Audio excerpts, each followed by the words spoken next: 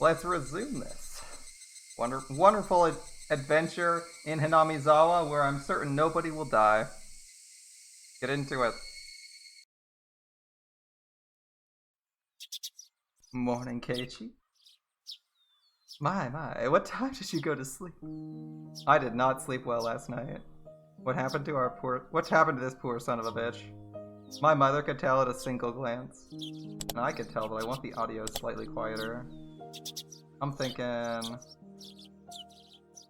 around here. It's gonna feel a little bit better. Okay. I had the worst dreams. Oh? Nightmares, ominous dreams, one after another, again. Again, bear in mind, we haven't actually seen anything horrifying yet. Our character is, currently just experiencing the good days. Right? Our parents returned home after we hung out with Satoko a whole bunch, and we're kind of sad that she's not making us dinner anymore, but that's about it.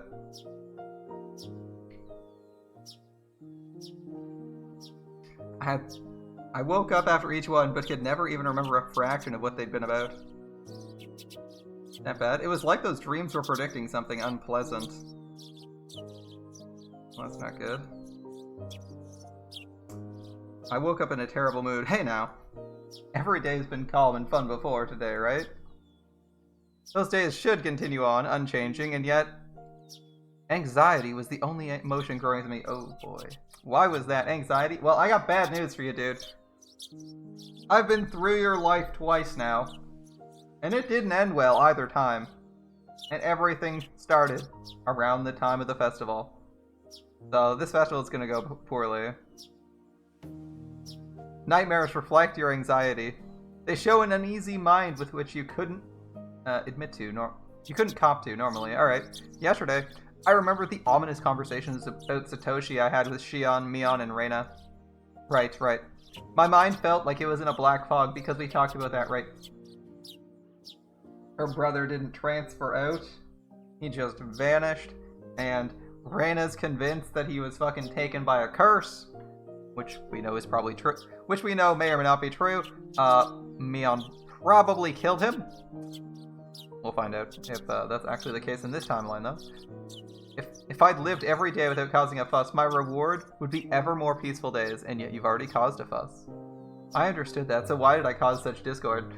But, now that I thought about it calmly, a simple verbal slip on my part couldn't possibly change the world. True. The world is already changing. As you live your life, the world changes around you, regardless of what you say. Especially in towns that are home to so many horrifying secrets. As long as you're sorry for doing it and never talk about it again, there's nothing anyone can blame me for, right? Oh dear god, that was his logic last time, he's fucking dead. Here we go, the start. He's already feeling anxious. How would my fate possibly change because I talked about that? Nothing was gonna change. Yeah. Nothing would change. Nothing would change. Nothing's changing. Yeah, we'll be fine. That's a creepy smile. If you're still half asleep, go wash your face. I'd finally cheered up enough to smile, and Mom slapped me right back down. Now I was irritated again. Wait, what? What? Like, I'm really confused. His mom just, like, told him to wash your face because you're smiling creepily? That's no. I'm not sure if she's intending to tease him or just insult him. But it's like, you have an ugly face, go wash it. That's my impression from that line. A little bit off. There wasn't much time left before I had to meet up with Reina. I frantically started getting ready for school. Have a good day. Watch out for cars. There's barely any cars to watch out for. In Hinamizawa, anyway. That's where they get you, right? There's only like 5 cars in all of Hinamizawa, and that's where they fucking get you. You're so used to there being no cars on the road, you don't look both ways, and one day, bam, dead. The city has the endless risk of tons of cars. and the village has the risk of sudden cars. When you relax your guard, you inevitably... Yeah. You'll just, like, he'll... See, this is a picture of his house. He walks out of the compound, turns left, goes towards the street, bam, sudden visit from Truck-kun. He gets isekai'd away. Although, to be honest, being isekai'd away to pretty much anywhere would be better than here. The morning air was far more refreshing than the water on my face. That's right, Keiichi. If you're sorry enough about it and reflect on your mistakes, that's enough.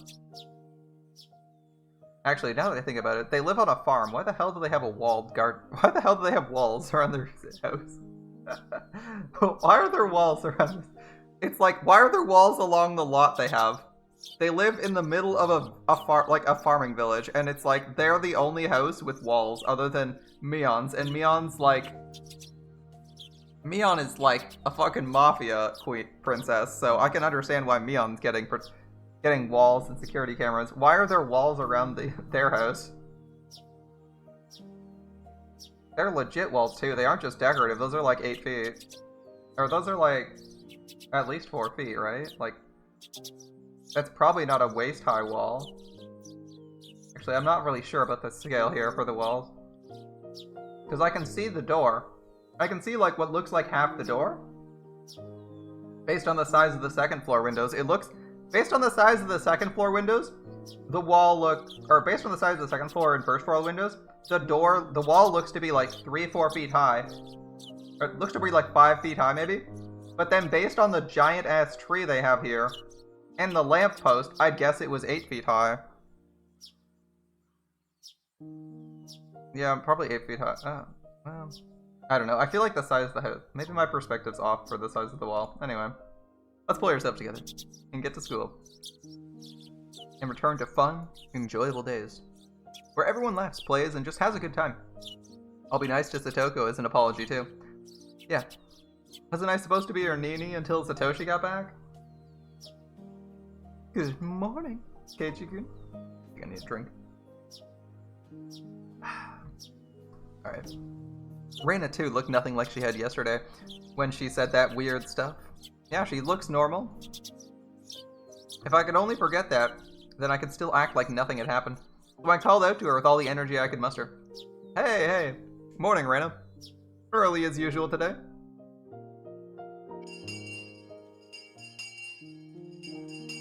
I like the anime background so much more than the, like, weird, like, blurry photographs. Morning, good morning. There was little time before the same old morning homeroom began. Ah, homeroom. It's been a while since I was in high school. But Satoko and Rika were unusually absent. Oh, Satoko and Rika are absent. That's unfortunate. Maybe they went to play somewhere?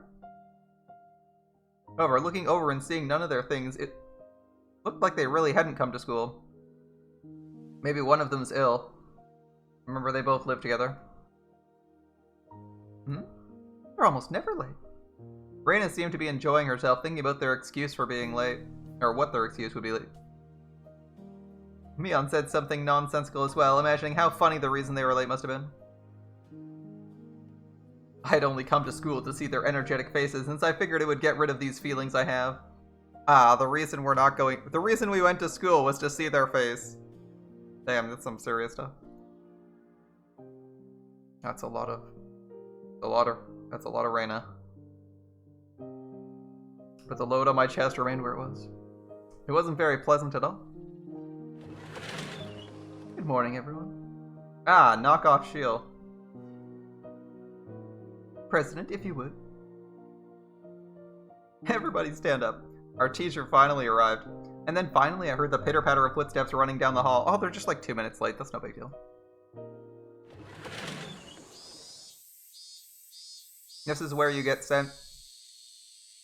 This is where the annoying teachers, the ones that don't like you, or are just like super demanding, are like, nah, go get a late slip. You know that feeling, right? The teacher literally walks in the door, someone walks in behind them, and they're like, go get a late slip. Fucking hate that. Like, alright, I'm late, yeah, whatever. I'm wasting more time getting a late slip for being 30 seconds late than I am. than I am being like 2 minutes. Then I am just walking into class and sitting down, but okay. Rika was the first to run through the open door. And then Satoko didn't come. You're late, Furude-san. Where's Hojo-san? It was unusual for Rika to be late, but equally unusual for Satoko, a ball of energy, to be absent at all. Everyone's eyes were wide at the series of strange events. Satoko might be a little late.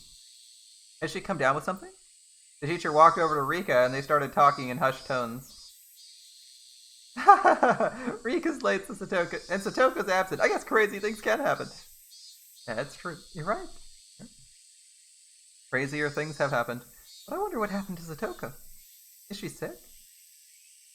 Why now, when I most wanted to see Satoko's energetic face.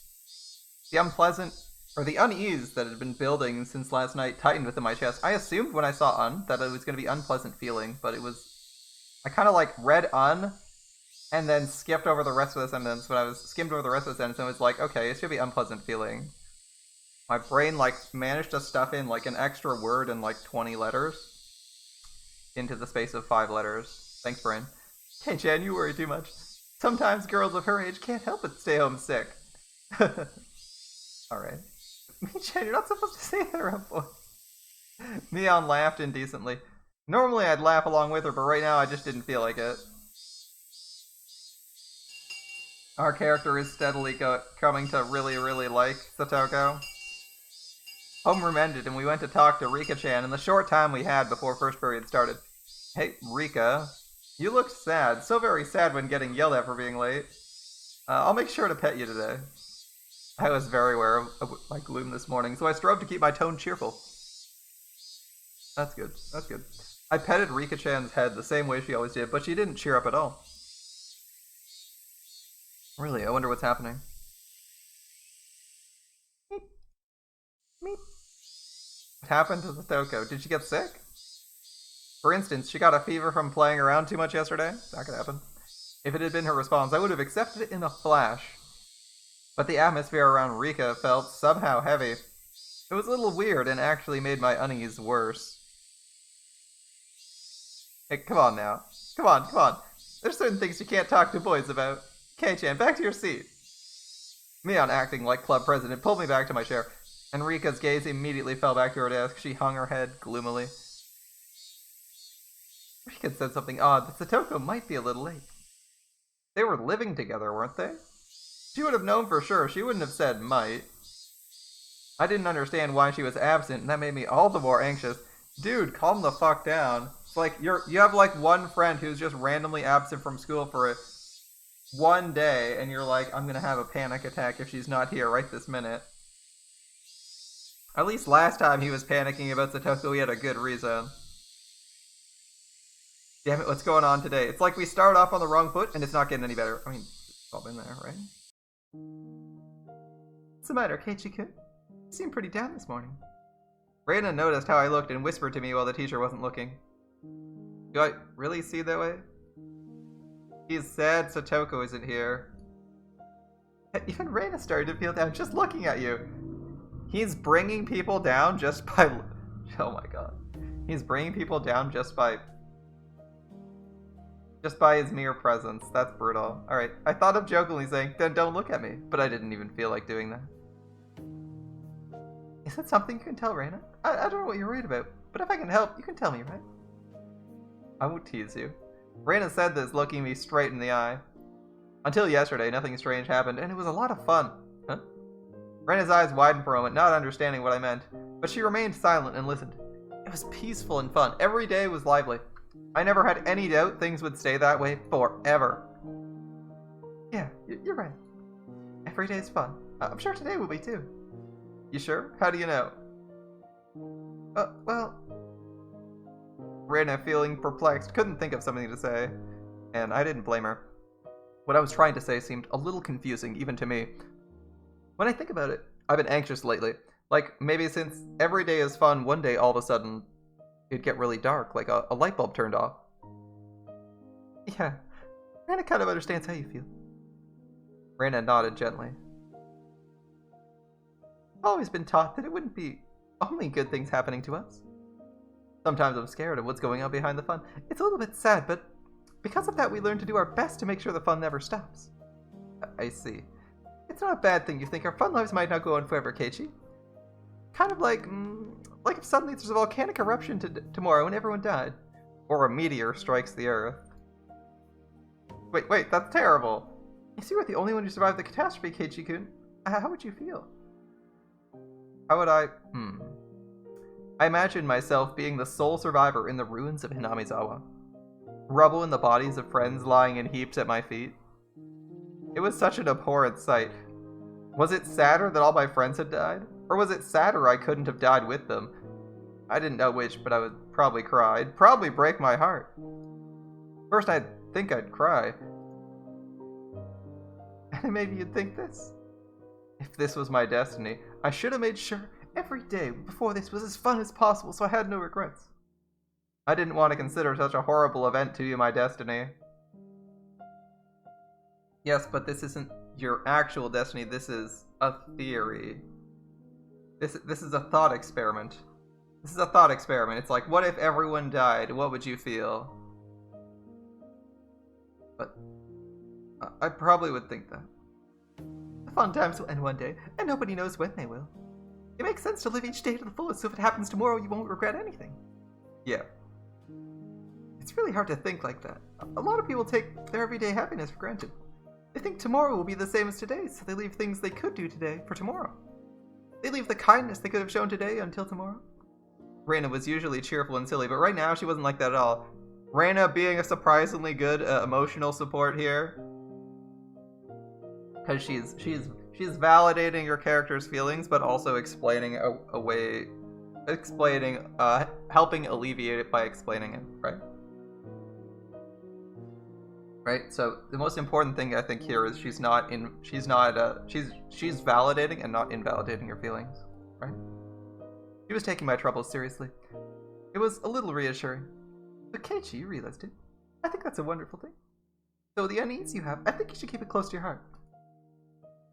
Keep my unease close? Yeah. Everyone might die tomorrow in a big catastrophe, so you should be really nice to everyone today. When the end really does come, you won't regret it. Do you do that, Reina? Live like you have no regrets if everyone died tomorrow? Yep. It was such a hyperbolic conversation, but Reina just gave me a nonchalant nod of her head. Reina knows what it's like for the fun times to end overnight. She knows there's no proof tomorrow will be fun, even if today is. I'm living life to the fullest. It seemed like Reina perfectly understood all the anxiety I couldn't put into words. And on top of that, like a reliable teacher, she showed me what to do. Reina's being, like, super wholesome. Ooh. Hey, Keiichi, my bar. There's no reason to cry now. Last night, I feel like I had a dream about Satoko. I don't remember what dream it was, but ever since this morning, I've felt anxious. Because you thought seeing Satoko's energetic face would cheer you up?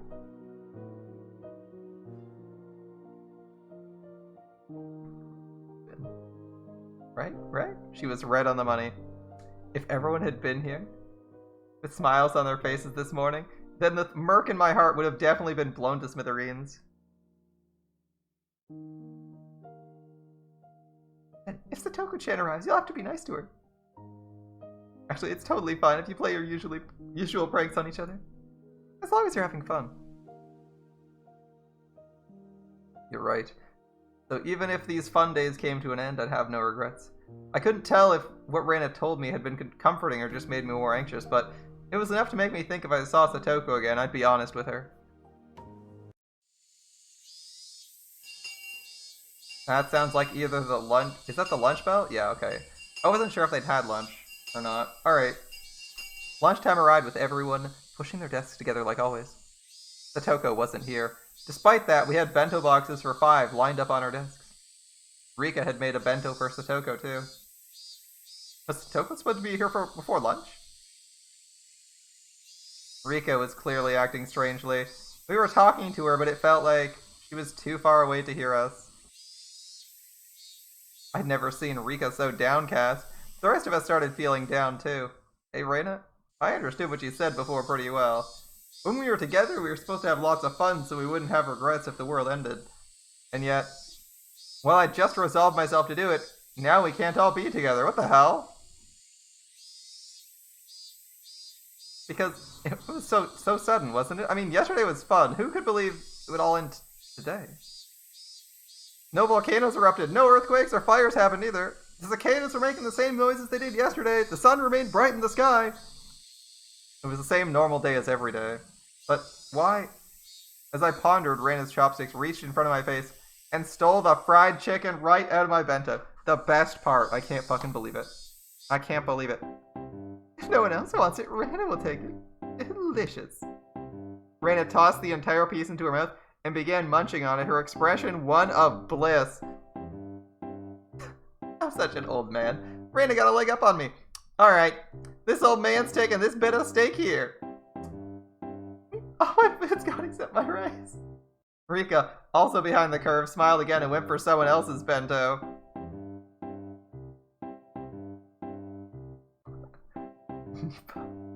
As I sat there dazed about how quickly everyone had changed, Reina sent a wink over to me. Come on, Keiji. Live life to the fullest. That way if a volcano erupts, it'll be okay. She's sending you a message. This is serious.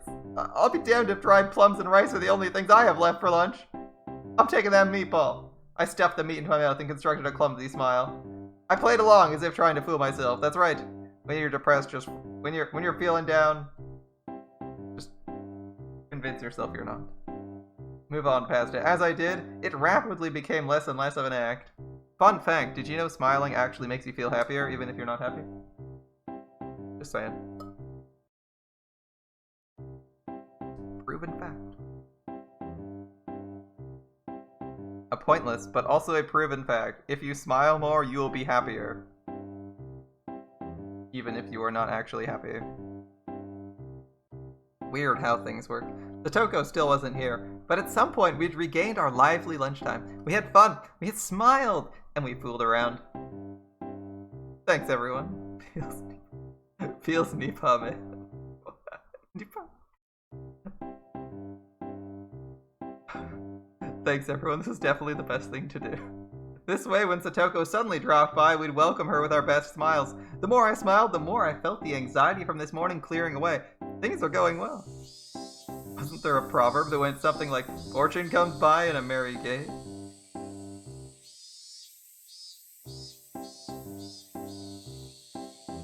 I think so. If it's true, this old man will roll around the floor laughing 24/7. Reina thinks it's true. If you laugh every day, it'll be fun every day. Reina has a way with words. Then should we try it out? Everyone took a deep breath, brought their faces together, locking shoulders, and then... We're all saying, look, everyone's cheering up. No need for any of these depressed emotes. We're all feeling better. No need for this depression. Everything's good.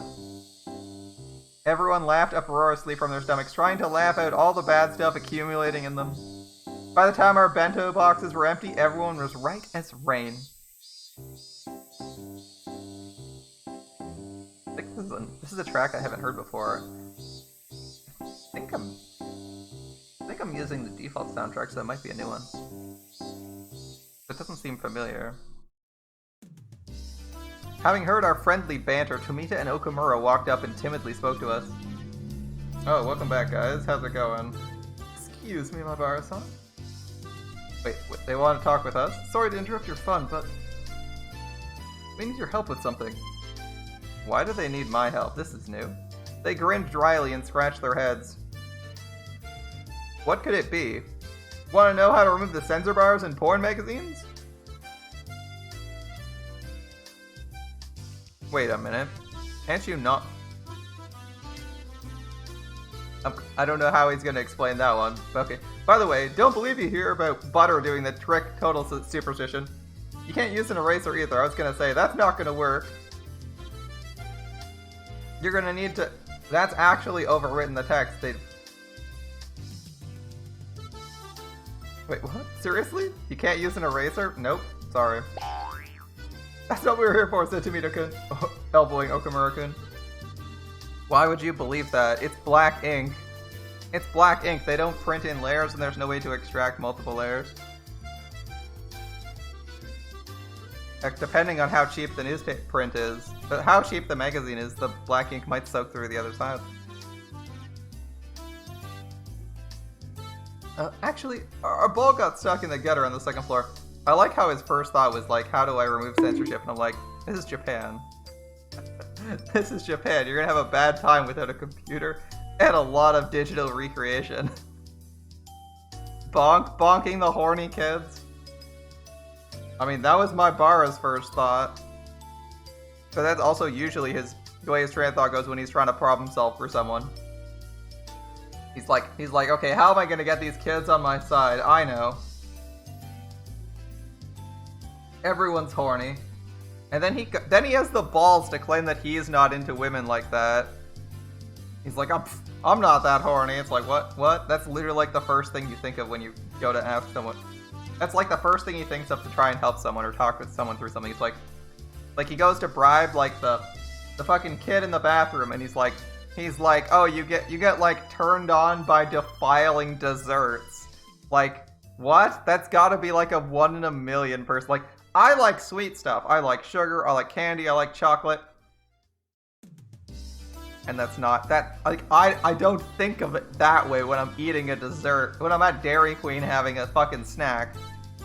Like, what are the odds he thinks that way? I don't fucking know. But that's what our character thought of.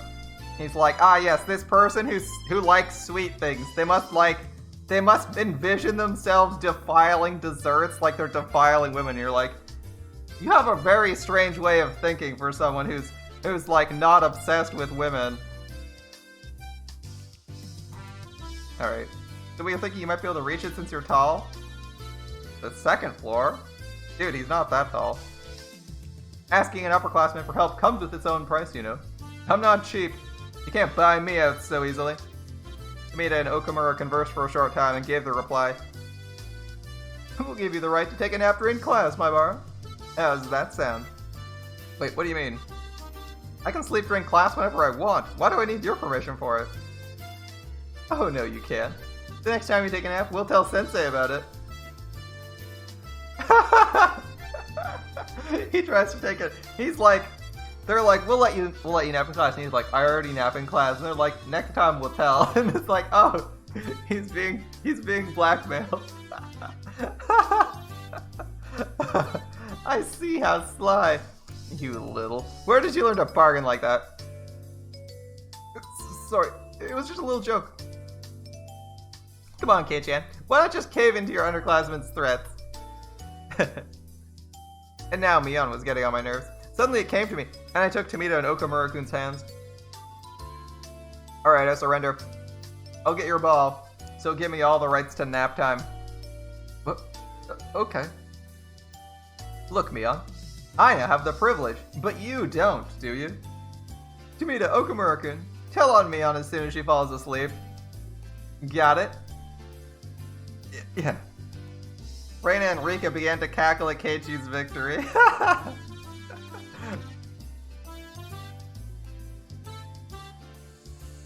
I wasn't sure how the ball managed to get stuck up there, but it was planted firmly in the school building's second floor gutter.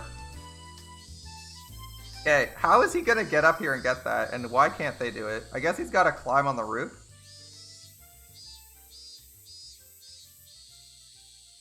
Because it doesn't look like any of the windows open. Well, at least the second floor ones. Hand me that stick. I should be able to reach it. Ah, that's what we're doing.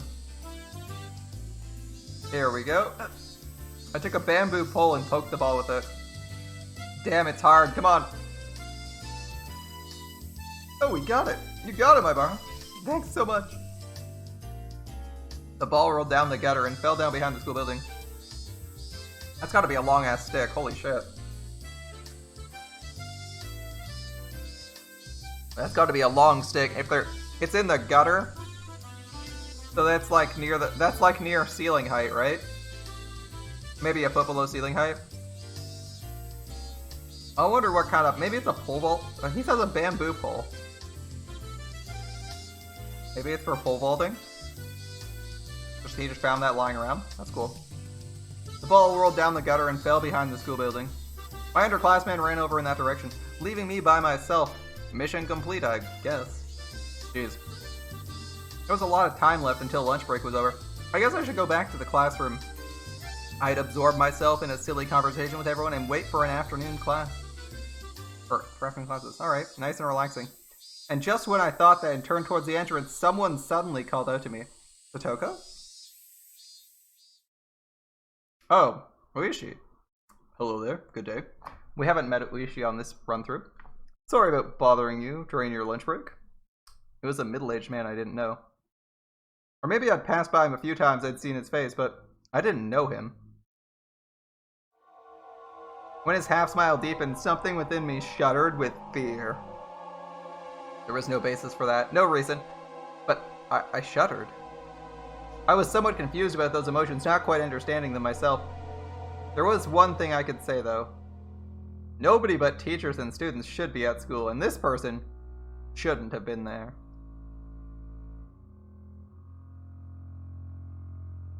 I felt less of a tremble, and more a sense of dread, like a caterpillar brilliantly colored in garish, bilious green... Bilious? Bilious greens? Were crawling across my forehead. B-I-L-I-O-U-S. Bilious?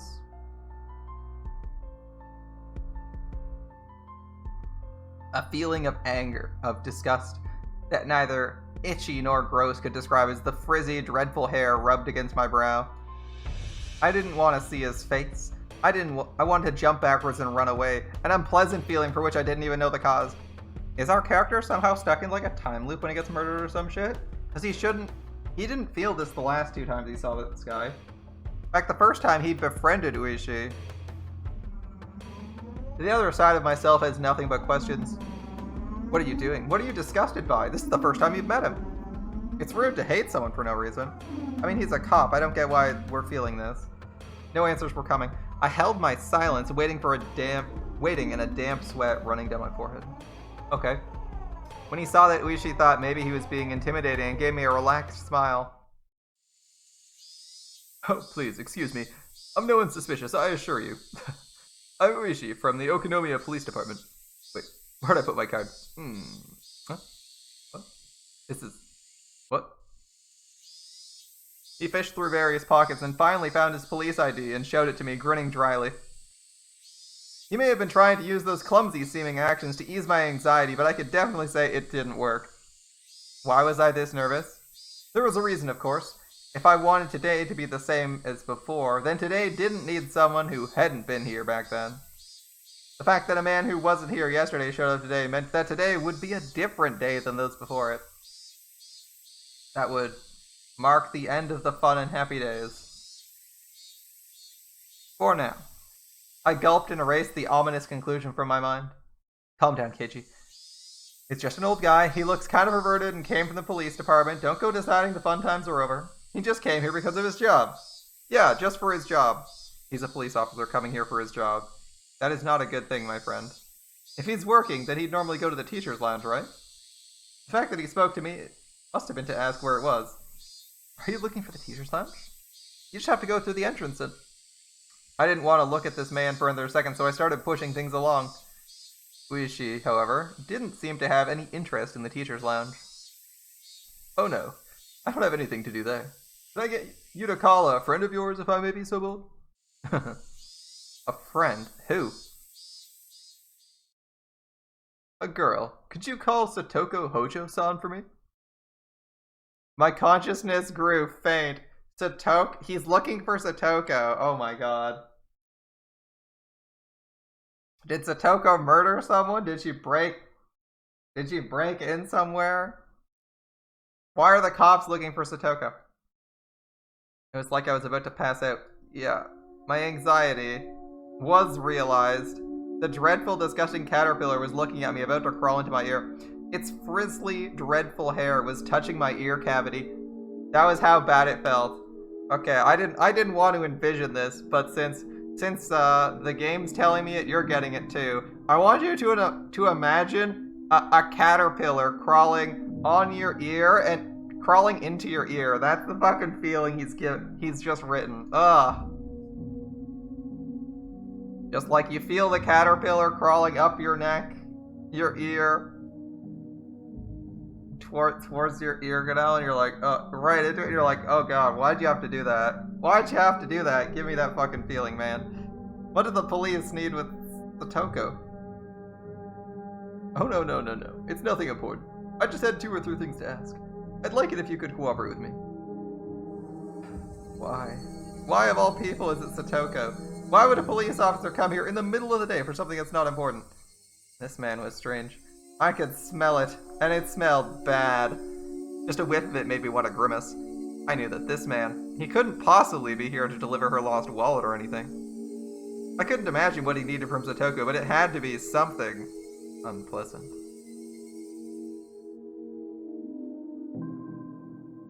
I needed that drink.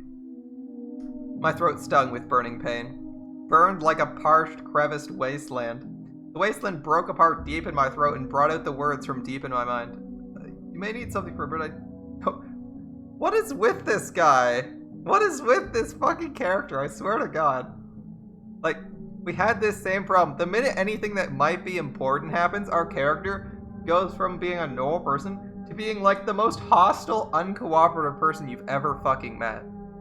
Look at this.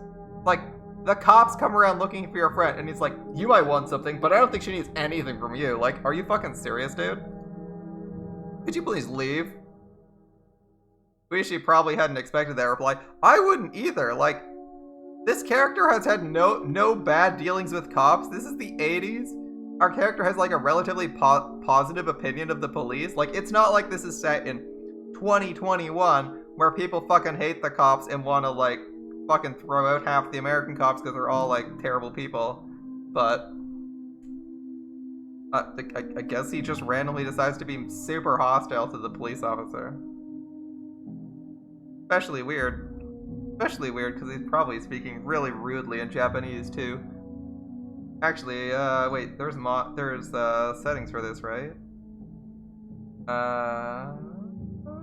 Don't remember how to bring up the mods function.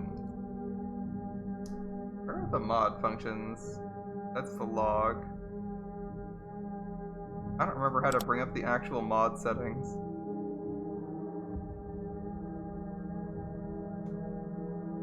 Oh, no, it's not, whatever, it's not super important.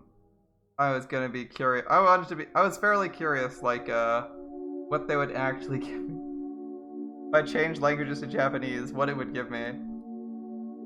He stood there surprised for a few moments. I did as well. I hadn't thought words like that would ever come out of my mouth. Yeah, that was super fucking rude. I'm assuming because the way he said it in English was super rude that he actually spoke super rudely in Japanese. Too, which is like super wonky. Things might still work out. This guy might have shown up out of the blue, but if I drove him off, maybe I could make it so it never happened. Okay, imagine like a random police officer walks up to you, asks for where one of your classmates is, and you just tell him to fuck off. I'm pretty sure that's what our character just did. If I could do that, then I could get back the peace we had until yesterday. I could get it back. My character is fucking paranoid already. Oh well, you sure are strict. Are you Satoko's manager, perhaps? Can I not see her without an appointment? If you just want to talk to her, shouldn't you just call her? Barging into school in the middle of the day isn't normal. Breaking through a dam would have been the appropriate analogy to use. Why didn't I like this man? He shouldn't have been here. I needed to make it so this man wasn't here. Our character is like paranoid and super hostile. Childish, selfish emotions bubbled up from the depths of my mind, and they each came out of my mouth just as it had been formed. Not liking him was my own problem, but to say things so bluntly to him, even I thought I was crazy. Oh, you're the logical sort, aren't you? I'm not too good with people who talk like that. Ueshi grinned and scratched his sweaty throat. Even as he feigned stupidity, I could tell he was irritated. Hey Keiichi Maibara, why am I looking for a fight with this old policeman here? It's not like he brought the gift of misfortune with him all wrapped up in paper, right? Right? It wasn't like he brought a package of misfortune with him and was asking me to sign here, please. Rationally speaking, I understood all that, so why was I so... Finally, I outlasted Ueshi in our game of silence, and he gave a big sigh. Ooh, that's surprising. Usually, in the past times when our character was giving Ueshi the silent treatment, we usually lose that game. Then he addressed a few of my female underclassmen running around nearby. Excuse me, all of you. Do you have a moment? I'd like you to call Satoko if you could. My underclassmen tried to smile and reply, but they noticed the oddly stiff atmosphere around me and seemed hesitant to give a quick answer. Is she not here? Satoko Hojo-san? Hojo, she stayed home today. Stayed home? His face remained smiling, but his tone was clearly one of ill humor. Such conspicuous spite caused my underclassman, who answered honestly, to cringe in fear. I see. Dear me, I'm quite unlucky. He was smiling broadly, but the way he laughed didn't make me feel better at all. When he noticed that his laughter wasn't getting anyone else to laugh with him, he immediately stopped. So, you girls, could you tell me the name of this boy here? He grabbed the girls by the shoulders so they wouldn't run away, and crouched down to address them at eye level. The girls flinched away from the sharp, piercing light in his eyes, and in exchange for their release, they didn't resist and told him my name. I see. Heichi my bar, is it? He said my full name. That was all he said, and yet I couldn't help but shudder. It was like he grabbed me by the collar with just those words. Ah, could you be the son of the Maibara family I've heard so much about? Haha, I hear your father is a renowned artist. His works go on display twice a year in the great Ariake exhibition in Tokyo, don't they? I don't know what sort of fantastic pictures he creates, though. And there's your mother. She seems intelligent, too. I heard she was a high academic achiever. She went to some girls' university, didn't she? Amazing for someone that age to have graduated from university. Could your mother actually be the daughter of a respectable family? At least, those are the rumors, and they say she's a cold person because of it. You know that? She only went to the very first neighborhood association meeting, right? That's certainly no good. You can't disrespect your neighbors in a place like this. Why would you even show up to neighborhood association meetings? That seems incredibly boring and wasteful. A sense of uneasiness, eeriness slithered up my spine. They're adding new visuals to his face. I don't think he had the creepy smile before. That was my first experience of true terror. I couldn't believe it felt this terrible for someone you've just met to know everything about you already. Ueshi clamped down onto my shoulders and brought his eyes close to peer into mine. There's his regular smile. In a place like this, it'd be far better not to make enemies, wouldn't it? If not. Ueshi dug into my shoulders with inhuman strength. Then if something unexpected were to happen, you might see some drawbacks. Have you ever heard of karma? It's like how a butterfly flapping its wings can cause a tornado. Grudges born in strange places could come back to you in ways you wouldn't believe. You wouldn't like that, would you? Nobody wants to have a grudge held against them. There's nothing positive about making enemies. And yet here we are. Here we are. All the same. What's the matter? Your shoulders are very stiff. Should I give you a massage? See? Feels good, right? This man wasn't just strong. It was like he knew exactly where to press to make me feel pain. Only 4 or 5 fingers were on my shoulders, and yet the pain made me want to bend over backwards. A few of the girls from my class were pretty shaken up, but they didn't seem to want to help me. They weren't sure if they should go call the teacher. As for me, I couldn't take the time to wait until the teacher got here. It hurts. Would you mind leaving things at that? You're hurting him. Behind Ueshi-san, someone... To my disbelief, it was Coach. Oh my. If it isn't Dr. Erie, it certainly has been a while since we were last in touch. Discomforted by Coach's sudden appearance, Ueshi laughed scornfully. The vice on my shoulders, however, remained as strong as ever. Never mind the greetings. Please let go of my Barakun. Ueshi smiled daringly and glared straight at Coach. He didn't release me in the meantime, of course. I was just thinking of stopping by your place later, Doc. You always seem so busy and we can never have a good chat. Yes, if you want, I'll chat with you all you like. Please be sure to have a warrant first. After all, otherwise I can refuse to go voluntarily into questioning. Coach didn't display a shred of the weird behavior he'd shown at the baseball game and barbecue. I like how he's subtly reminding Keiichi of his rights. He's like, I'll just subtly remind Keiichi that he's not obligated to go in for, not obligated to answer an essay's worth of questions. He stared steadily at Ueshi and fought so that he would release me. His chances were terribly bad, of course. Compared to the relaxed Ueshi, Coach seemed like he was being defeated mentally. Made sense. Coach had a somewhat narrow stature, and Ueshi's body was packed with muscles. It wasn't even a contest. But Coach was fighting for me without taking a step back. Beads of sweat formed on his face, and though he paled, he was fighting for my sake. Suddenly Ueshi laughed and let go of my shoulder. My body exhausted, I fell right onto my backside. Habaru-kun, are you alright? Damn it. I rubbed my shoulders where Ueshi had lashed onto them. The pain from falling over went away quickly, but this pain was lingering. Are you alright, Habaru-kun? It's terrible. Ow, ow, ow. I was just giving him a little massage.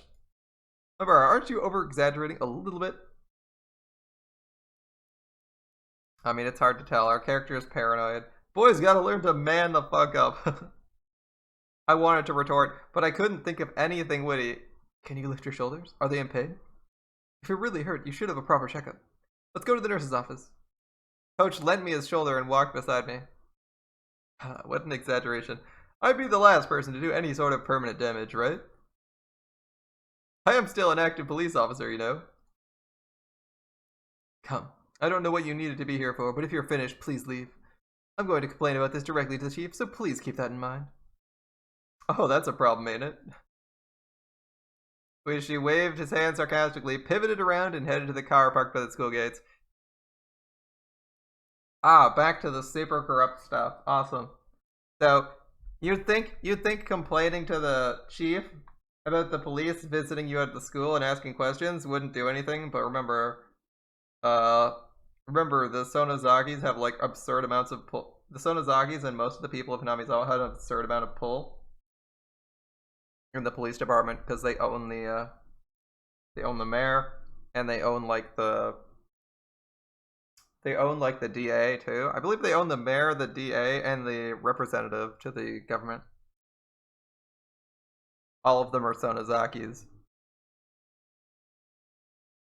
Without turning back around, he got in and started the engine. Damn it. Who the hell was he, damn it? He's a detective named Kurado Ueshi. And a hooligan. Everyone in the village hates him. He's also right. He's also been right 100% of the time so far, so. Maibara-san, you should be careful too. Kurado Ueshi. Just like I thought, my gut instinct wasn't wrong. But why did our character inherently hate him this time? The last two times we met him, we were like instantly friends. Well, the first time we met him, we were instantly friends with him. Like, we saw him and we were like, oh, good. And he was like asking weird questions and we're like, thanks for the info dump, bro.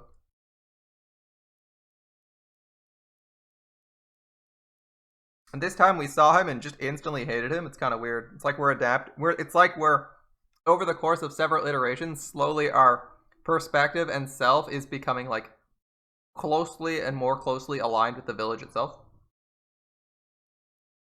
As we meet more and more people each iteration, like we're slowly becoming an actual permanent resident of Hinamizawa.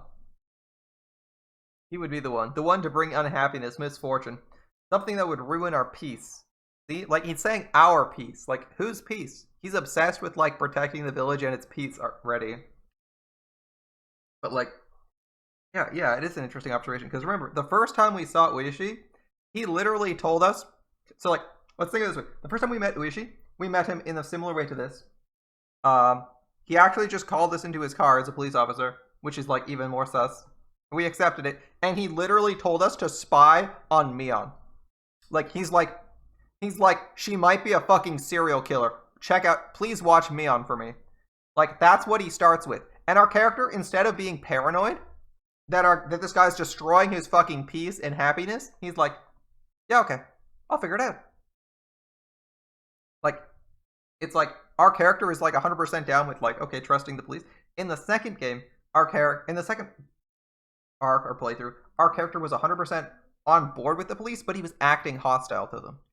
For the most part. And he was like he wanted to help them, and then he just said, fuck you for no reason. It was really weird. And now he like actively hates this police officer.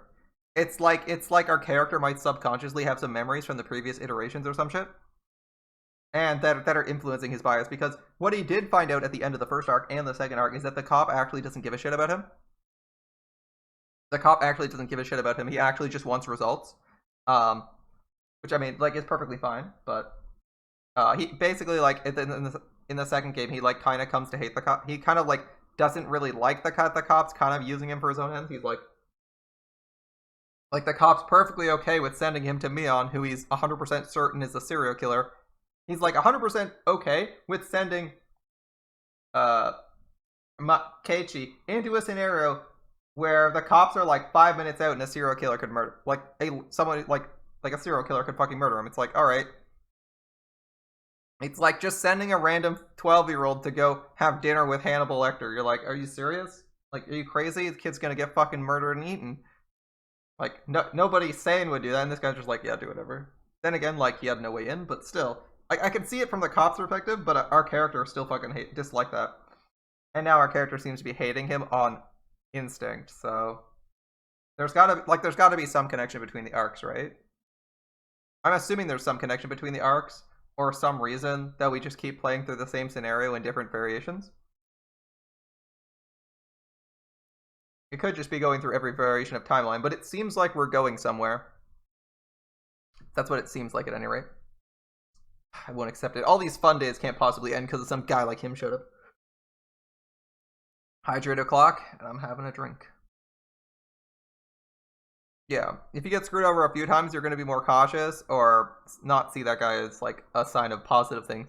But the thing is, in the scenario, our character hasn't actually lived out those multiple lives, right? It's not like our character got killed and then woke up and he's like, oh my god, I just got murdered. What happened? It's like, from Keiichi's perspective, he is still living his first time through this story. So, it's like, I'm assuming they'll explain something later. I assume they'll explain something later if that's the case. But I'm seeing a couple trends with our character, like, much more easily adapting to village life than he did the first time through. He was like he felt like an outsider, and now he's steadily feeling more like a member of the village. He might be adapting the curse. The curse itself might just be like something that forces you to stay the longer you're here or some shit, right? And like the longer you're with the village, the more of a pull it has on you. You become like a villager or go insane. When villains are getting slapped, the slaps hurt a lot.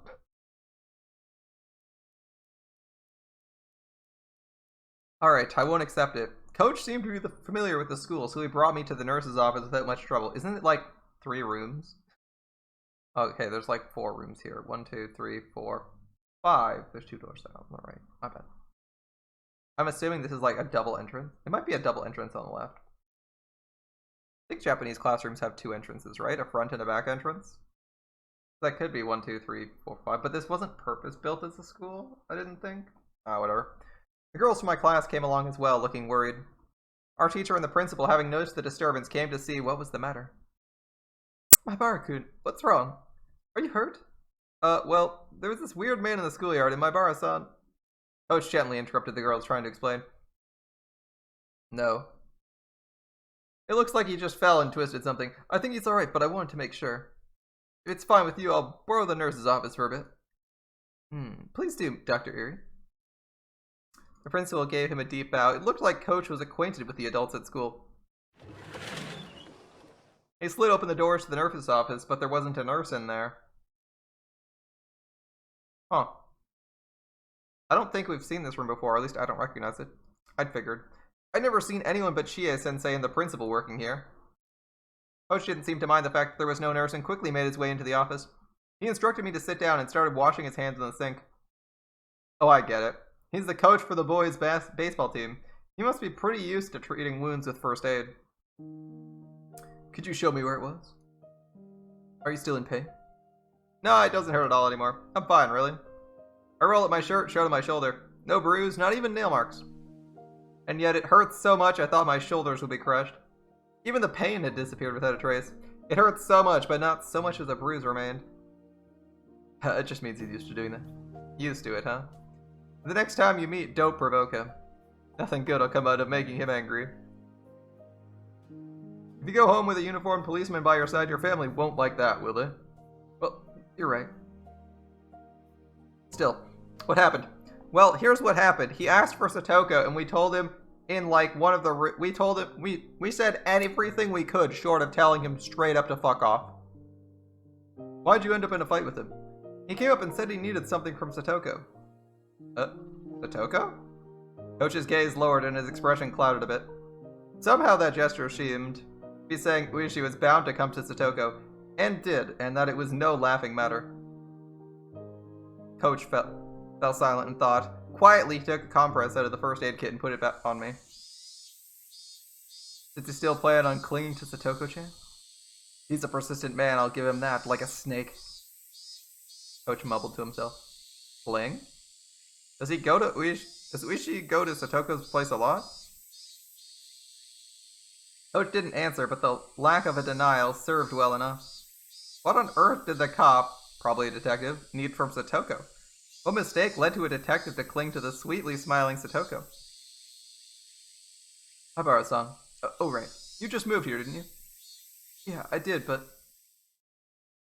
Have you heard anything about Hoyoshiro-sama's curse and about Satoko-chan? Well, I knew a few things about it, certainly. People around Satoko die. Satoko's parents were damn proponents. Their accidental death was because of the curse. You mean that, right? Coach smiled thinly and dryly. So you know, he said, dropping his gaze. If I recalled correctly, there was an accident on the viewing platform at the public park she'd gone to with her family, and her parents died. Then it was just Big Brother and Little Sister. And then she was with Rika because Big Brother disappeared, and, well... When they lost their parents, Satoko and her brother Satoshi were given to their uncle and his wife to care for them. The uncle and the wife, I think like the uncle murdered the wife or something? Oh, is that so? Their parents died in an accident, and Satoshi ran away, leaving only Satoko to start living with Rika-chan. I'd known that much, but this is the first time I heard they've been brought to their uncle and aunt. The uncle and aunt are the two other people who got... I think one of them murdered the other, and then Then Rika's parents disappeared after that, right? Their uncle was Satoko-chan's father's younger brother. Unfortunately, neither of the couple were people deserving of respect. Coach normally picked his words politely. That's super. Okay, imagine like describing someone and being like, unfortunately, neither of those people are worthy of respect. Like they're not people deserving of respect. That's a little bit rude. If I was gonna describe someone, I probably wouldn't describe them as that, right? Like imagine, like that's like the nicest way to say that they're fucking terrible people, right? Like, you could say nothing. You could say nothing. And that would mean like, you know, they're people, whatever, who cares? But saying like, they're not worthy of respect is like super harsh. It's like super, it's like way to say they're shitty people, ways to say they're shitty people without directly saying it. So when he came out and said they didn't deserve respect, it really made me wonder what sort of people they were. As soon as Satoko-chan's parents came out in support of the dam, their aunt and uncle took on a lot of the shame in the village as well. They would never have welcomed in Satoko and Satoshi-kun. Ah, so they're like kind of pissed that they got a ton of flack for the Satoko-chan's parents' decisions. I've heard it from the siblings. For the siblings, it was a rough life, apparently. Bit by bit, Coach told me about the numerous agonies the Hojo siblings suffered at their uncle's house. As their guardians, they sucked up everything belonging to their immediate family. Ah, they're those kind of people. So the parents die, they take all their resources, and squander them. Yep, perfect. Satoko and Satoshi were crammed into a small room, and their lives are laden with things that were miserable both for their bodies and minds.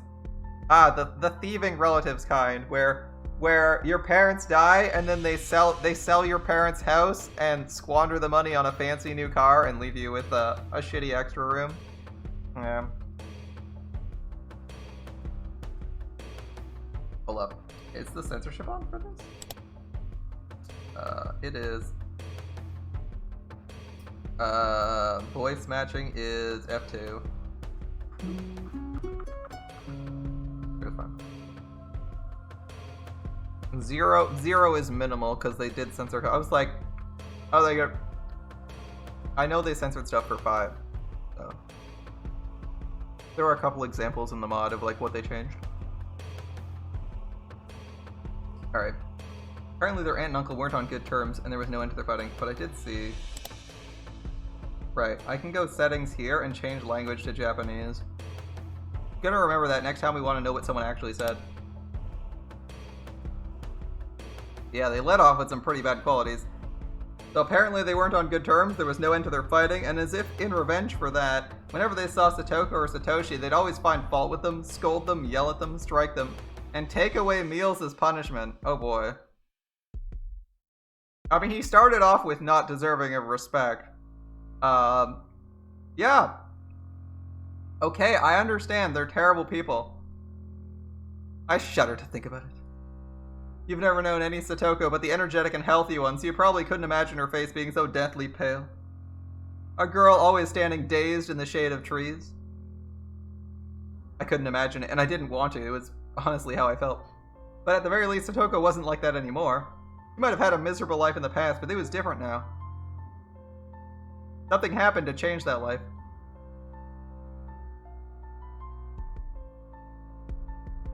Last year, on the night of the Tatarigoroshi festival, their aunt died. She was beaten to death with a baseball bat by a drug addict. Damn, did Satoko hire a fucking hitman? I know he died. Rumors spread of the curse having killed an enemy of the village on the night of the festival. This death wasn't a simple homicide either. They whispered it was actually Oyashiro-sama's curse. A few days later, the deviant arrested for drug use confessed to further offenses, and the incident was resolved. Arrested for drugs, admits to murder. Good stuff. However, though it was resolved, no one knew the part about it being Oyashiro-sama's curse being true or not. Their uncle is part of Hinamizawa, after all. He apparently grew incredibly frightened of Oyashiro-sama's curse and went into hiding. From what I've heard, he's staying with a lover somewhere in Okinomiya. And Satoko and Satoshi? Well, were they released? Their aunt died and their uncle fled. There's nobody left to torment the siblings, but as if picking up their torch, the man started showing up with alarming tenacity. That man. Oh, not the man, that man. The coach lowered his voice just a bit as if being aware of his surroundings. I mean, Uishi. The guy from before. The events that occurred just came back to me. Okay, so let's go through this. An aunt gets murdered. The uncle fucks off. And then the cop starts coming around wondering, because Satoko's living in the village and not with her uncle. That seems reasonable. If you weren't a paranoid fuck, I'd say that was a reasonable thing to do, right? If your uncle's run off and living with someone else in Okinomiya, and Satoko's still living in a different town by herself, you as a police officer need to figure out what her living conditions like, right?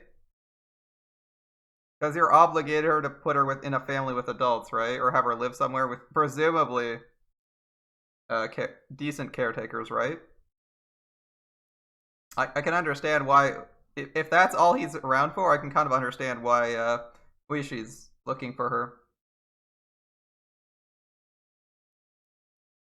The events that just occurred came back to me. The hard to describe ominous sensation I felt from him came back to me.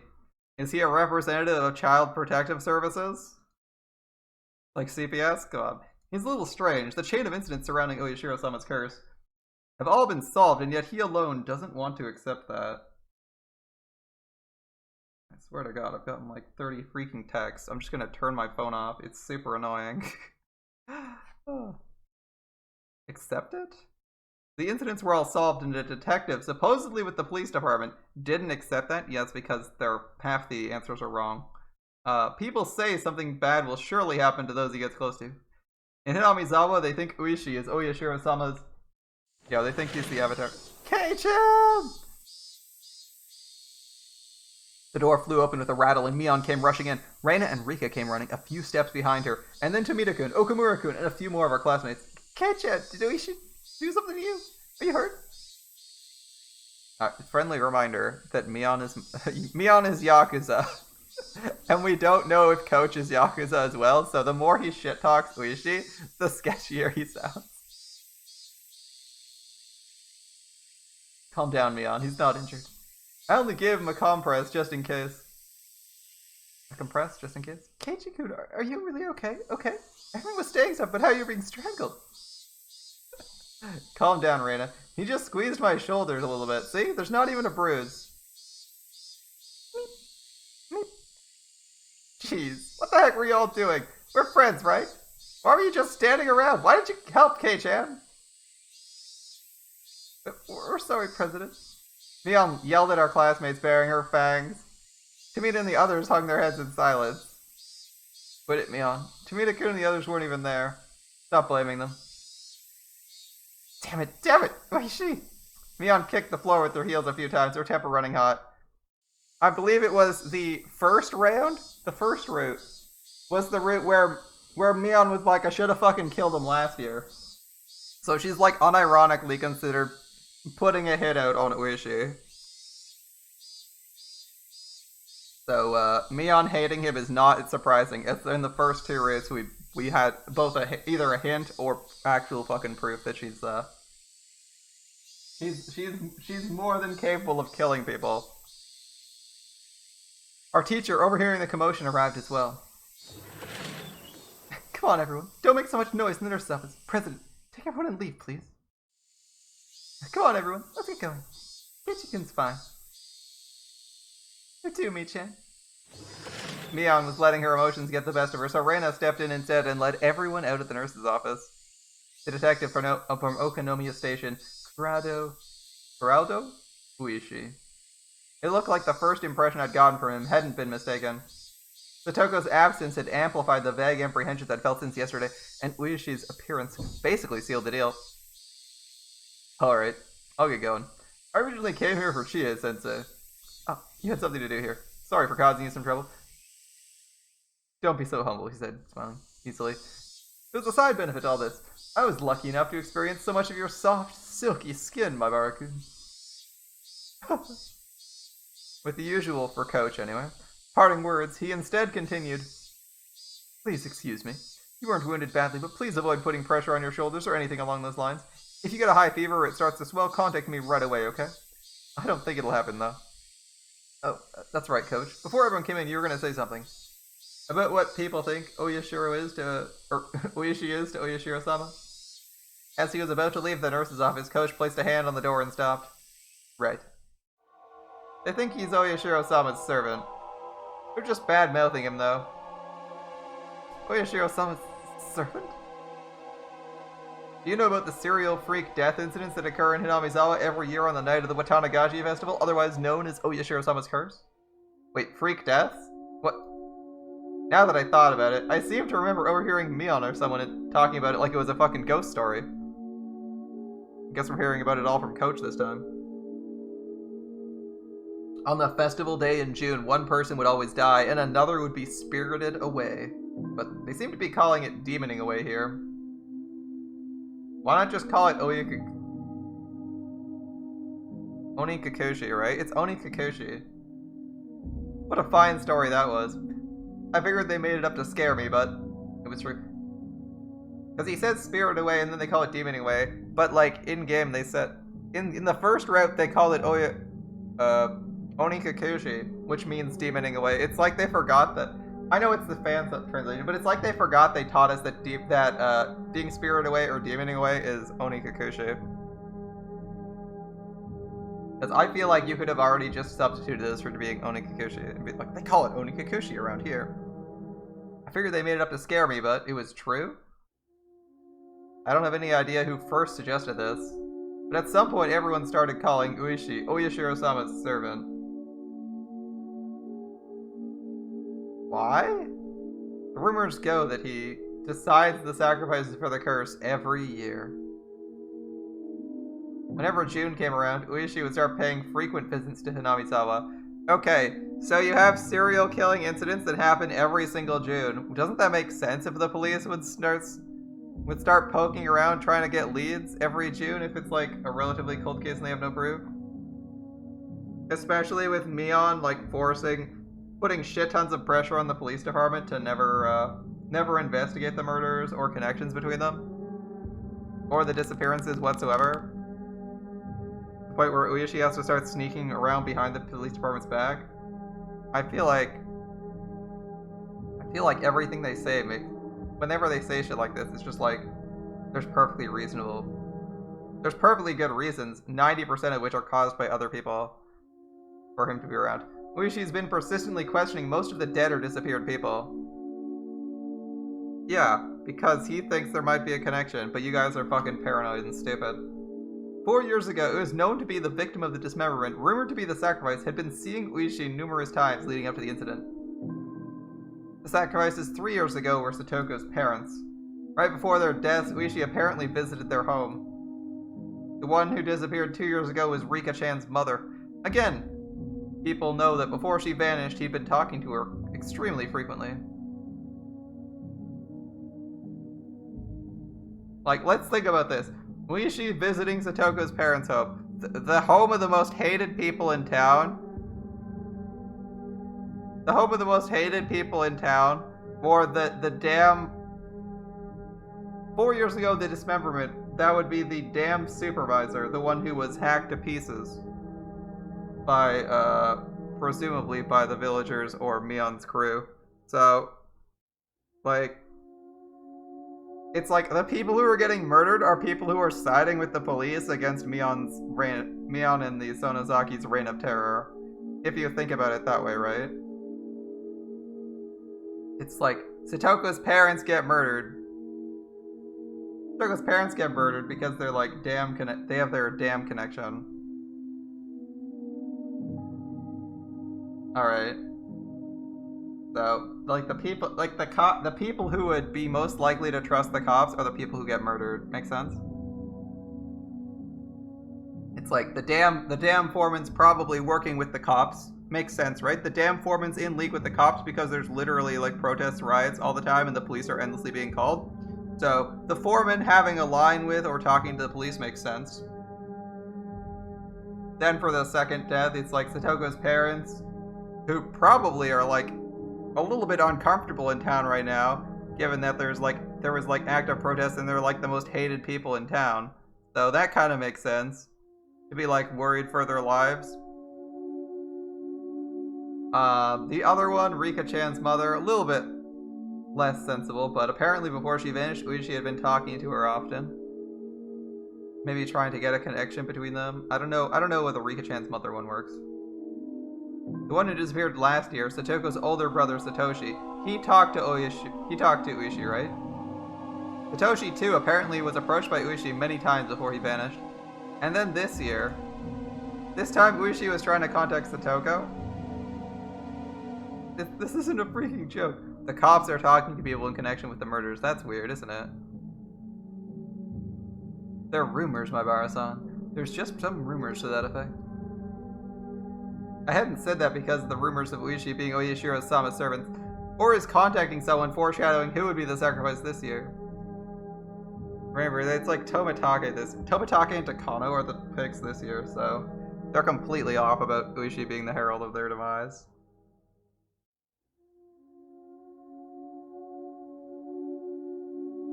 It was because of the ominous hatred I felt towards Ueshi. It was becoming more substantiated, more real.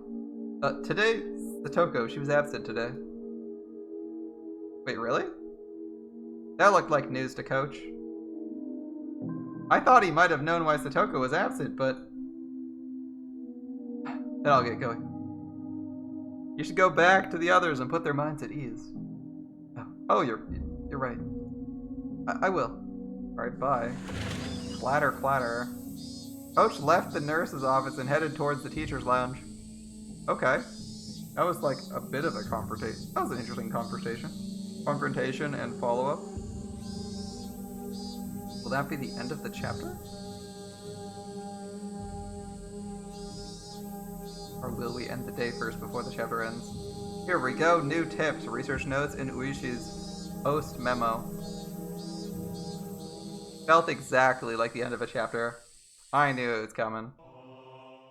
Alright. The Hojo family. Every year, the curse claims 2 victims. That means that with 4 years in a row, there have been 8 now, but it's worthwhile to note half of them were members of this family. Half the victims, members of one family. That's curious. Note, the curse on the second year, a certain falling accident, involved the death of Hojo, a dam proponent, and the disappearance of his wife. She was pronounced dead the following year after being considered banished under perilous circumstances. The curse on the fourth year involved the death of Hojo's sibling's aunt, who was then their foster mother, and the disappearance of the elder brother. The Hojo family is a poor one, and it's hard to say Mr. Hojo's job went very well. Apparently, upon re-employment via family connections, there was a plan for them to return to the home of the mother's side of the family. For Mr. Hojo, the eviction due to the Hinamizawa Dam project and the payment of a large amount of compensation money was essentially a windfall. Oh, interesting. So they actually kind of needed the dam project because they needed the fucking money.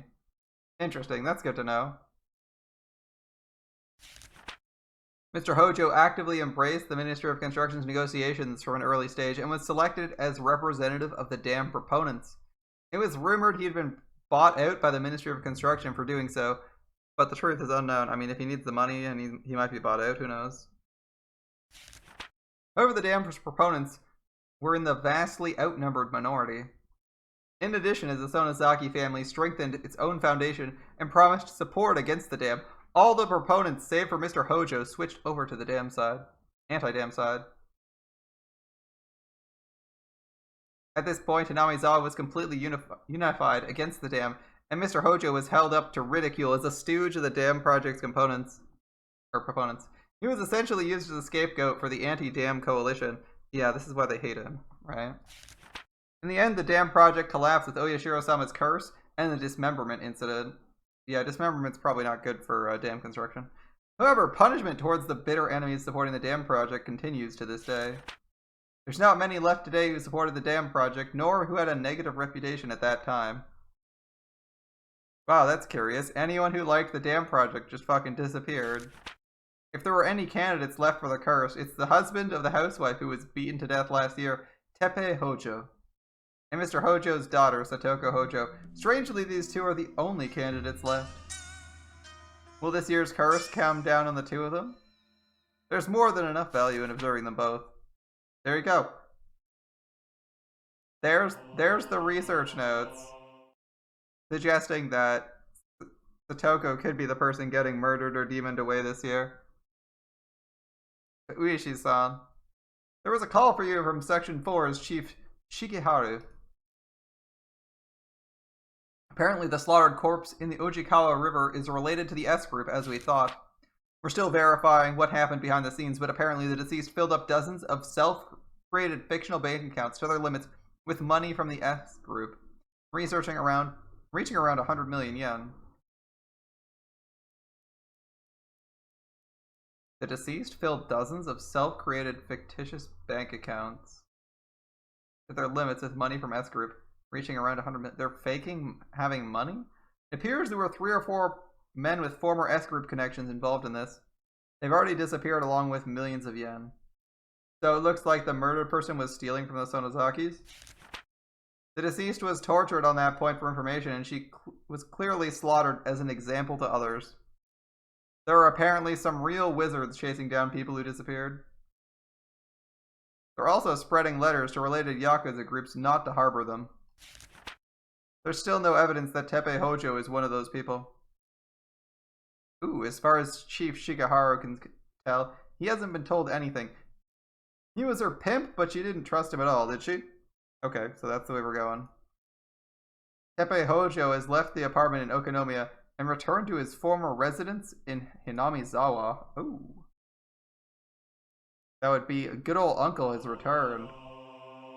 That might be... There we go. We might have just gotten our answer as to why Satoko's not here. Her abusive uncle might be back in town. That would make sense. Her abusive uncle showed up. He's here to fuck up her life even harder. That might be why she's not here, right? That makes sense. I think that I'm on board with that. I'm on board with that. Abusive uncle is back in town, suddenly she disappears. Well, maybe he'll get demoned away, maybe he won't. Let's find out. Let's find out. I wholeheartedly wanted to protect her. I wanted, more than anybody else, what was best for her. Those emotions born from kindness eventually became murderous intent. My pure white intentions stained in red and black. What are you, like a fucking vampire? 1 second, guys. I'm out of water. Oh, apparently the dialogue's advancing automatically. That's annoying. Even as I understood that meant destruction, I didn't get through that. It's auto-advancing. Tatarigoroshi. Where did I go wrong? Looking for the answer, the tragedy spreads even wider. It's auto-advancing. I'm not actually clicking anything. Is Hosho staying home today too?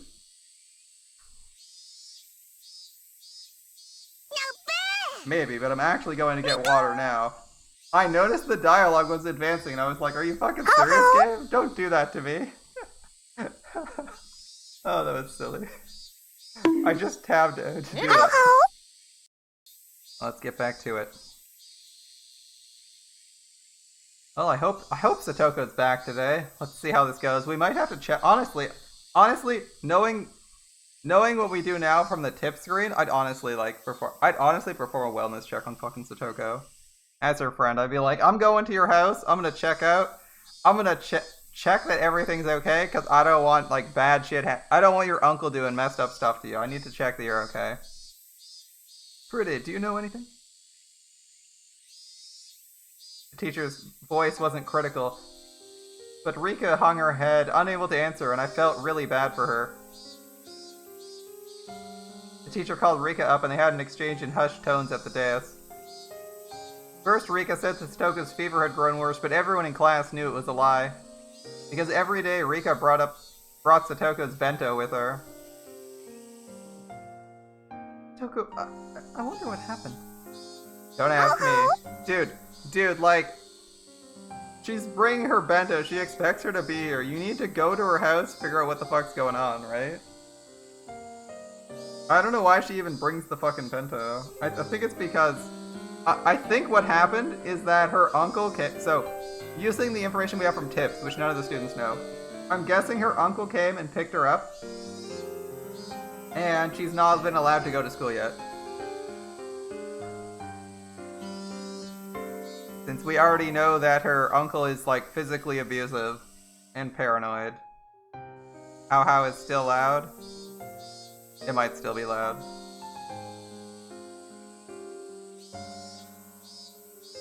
I wonder what happened. Don't ask me. I'm the one who wants to know what's... I want to know what happened. Game, tell me! Tell me what happened! It was already the 3rd day since Satoko's first absence. The 3rd day since her first absence. Ever since then, I hadn't felt good. Dude, like... I don't know who the fuck is threatening Rika, but... Until last Sunday, everything had been so much fun. I'd reached out to Satoko like a real older brother. We spent that time quietly, but warm and comfortable. Why had it suddenly been flipped over? The more I thought about it, the more I thought the world had taken a turn for the worse ever since Uishi arrived. Dude, this guy fucking hates cops. Holy shit.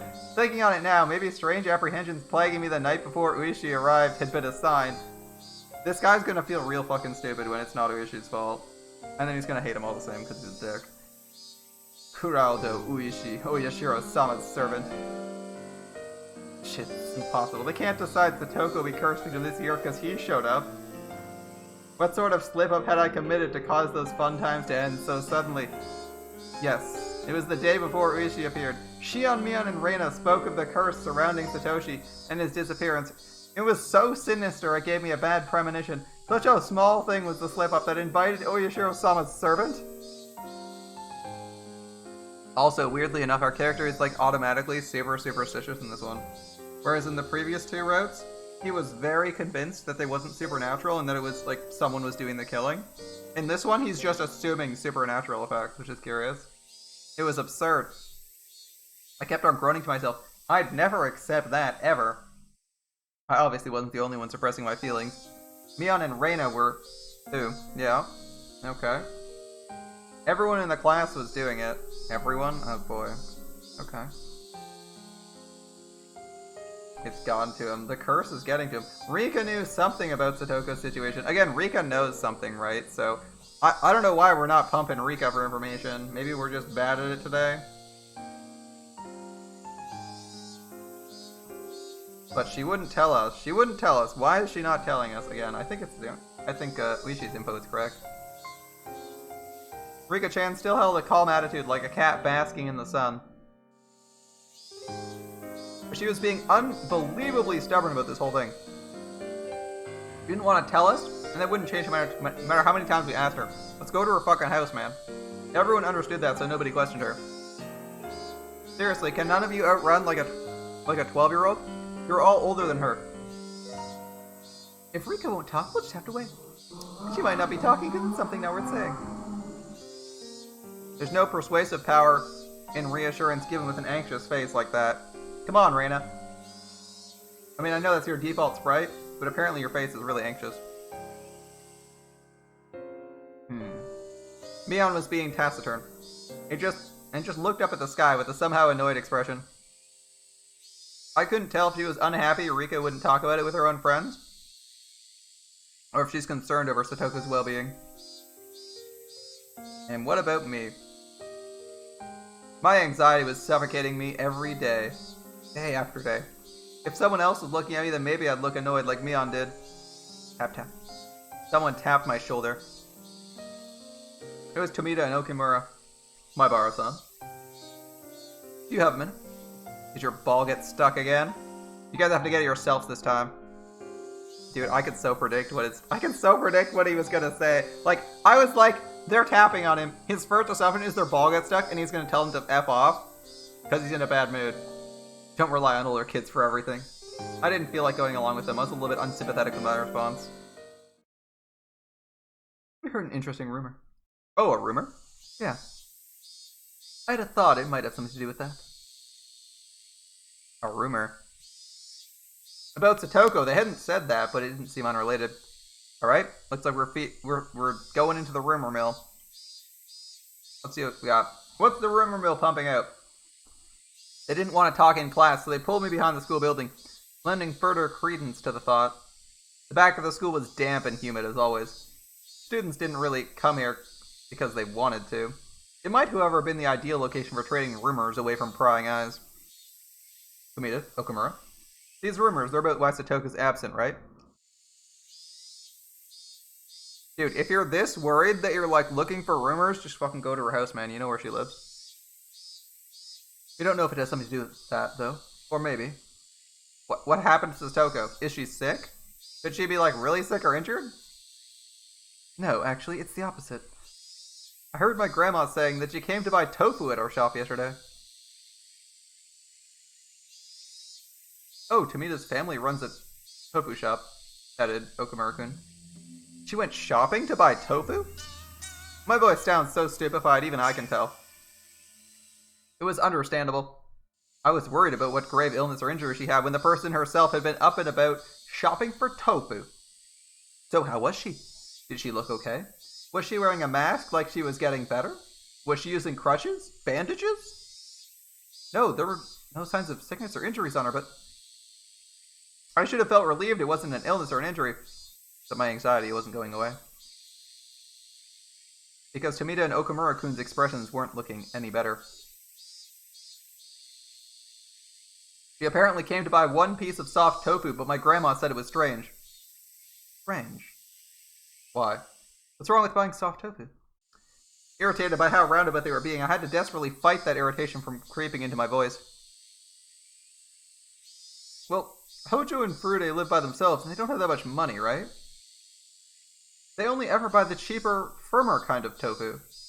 They've never bought the soft stuff. It's like the most expensive stuff there. Soft or hard, they're both tofu, right? Maybe she just wanted to eat some great tofu or something? Well, maybe, but... He's like, I knew how transparent I sounded right there. That's right, you're coping hard. You're like, please. This wasn't anything trivial. It was some kind of important clue. Not the cheap tofu, but the expensive soft kind. Shopping or not in the evening after school, but in the middle of the day. I couldn't figure out what those things meant. As I thought hard about it, Okumura took his turn to speak. Me next. This is a rumor. I mean, that one was confirmed because it was by your parents, right? He? Who? Who's back? Hmm? Oh, he's back. The rumor is he's back. Hojo's uncle. There we go. We have our definitive answer. Satoko's uncle. Right. I think Coach told me about him. Their aunt and uncle had taken them in after Satoko and Satoshi lost their parents in the accident. Hojo's uncle, they say he skipped town last year, scared of Oyashiro-sama's curse. Well, guess what? He's gonna fucking get it because he showed up in the wrong fucking month. He's really scary and violent, like a gang member. Irony. He's scary and violent like a gang member. Mion is literally Yakuza princess. Literally a Yakuza princess, but okay. Everything Coach told me came back in bits and pieces. Right, the mean aunt and uncle who tormented them all the time. I think he said after their aunt was beaten to death by the deviant, he ran away to his lover's house in Okonomiya in fear of the curse. Why would she be staying home from school and shopping for soft tofu in the middle of the day because her uncle came back? Dude, were you even paying attention? This is not an uncle who gives a flying fuck about Satoko's well-being or education. My underclassman clammed up and looked downwards. There must have been some big hint buried in there. This is where you go tell Mion, and Mion's like, we need to do something.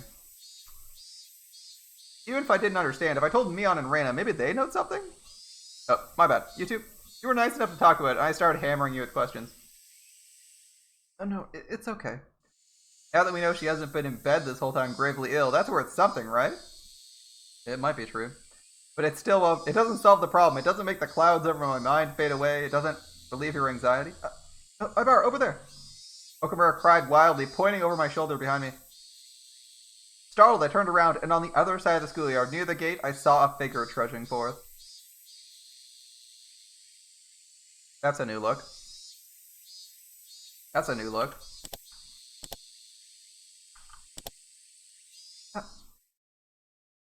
It's Hojo! I burst into a run faster than I could speak. Then as quickly as possible, I could see with my own eyes she's okay. Satoko!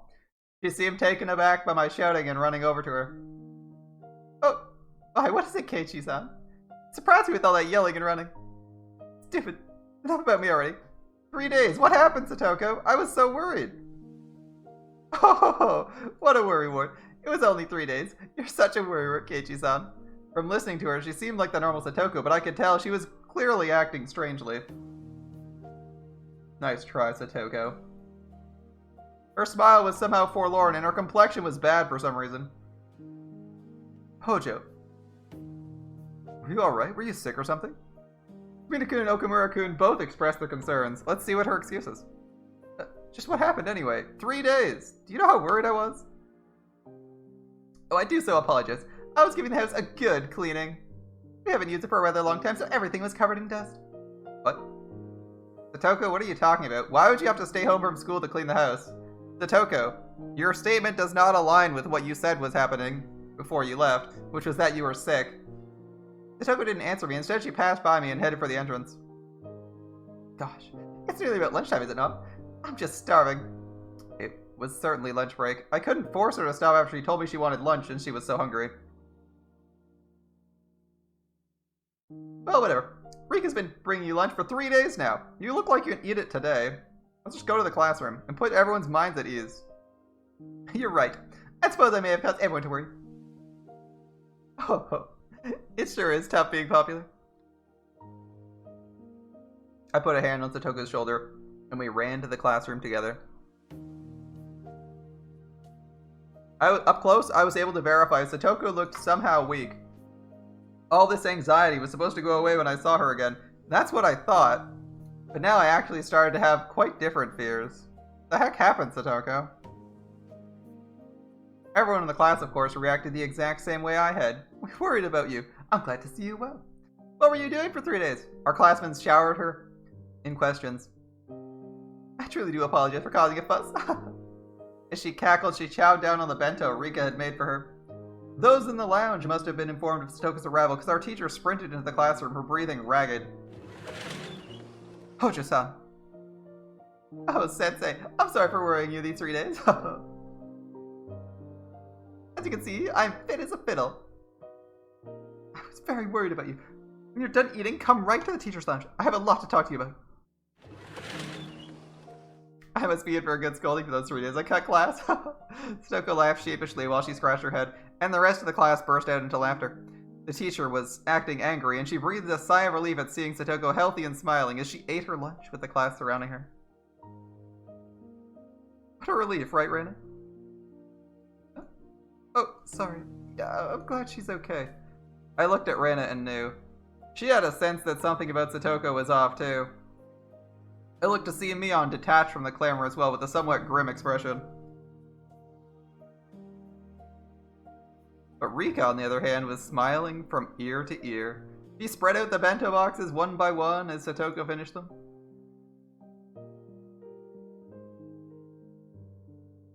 Finally, Satoko was satisfied, and after enjoying a thorough conversation with her classmates, remembered that she'd been called into the teacher's lounge. I'd like to point out there was like a long delay there where it didn't actually have text, it just changed emotions.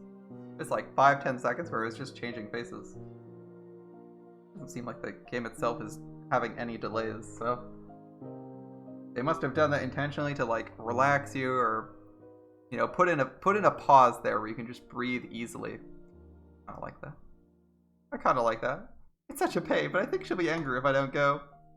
Because like you can see that like if they want to change faces, they can do it instantly on a click. I'll go with you. Satoko rises from her seat and Rika runs over to her. I do apologize, Keiichi-san. I'll be right back after getting scolded.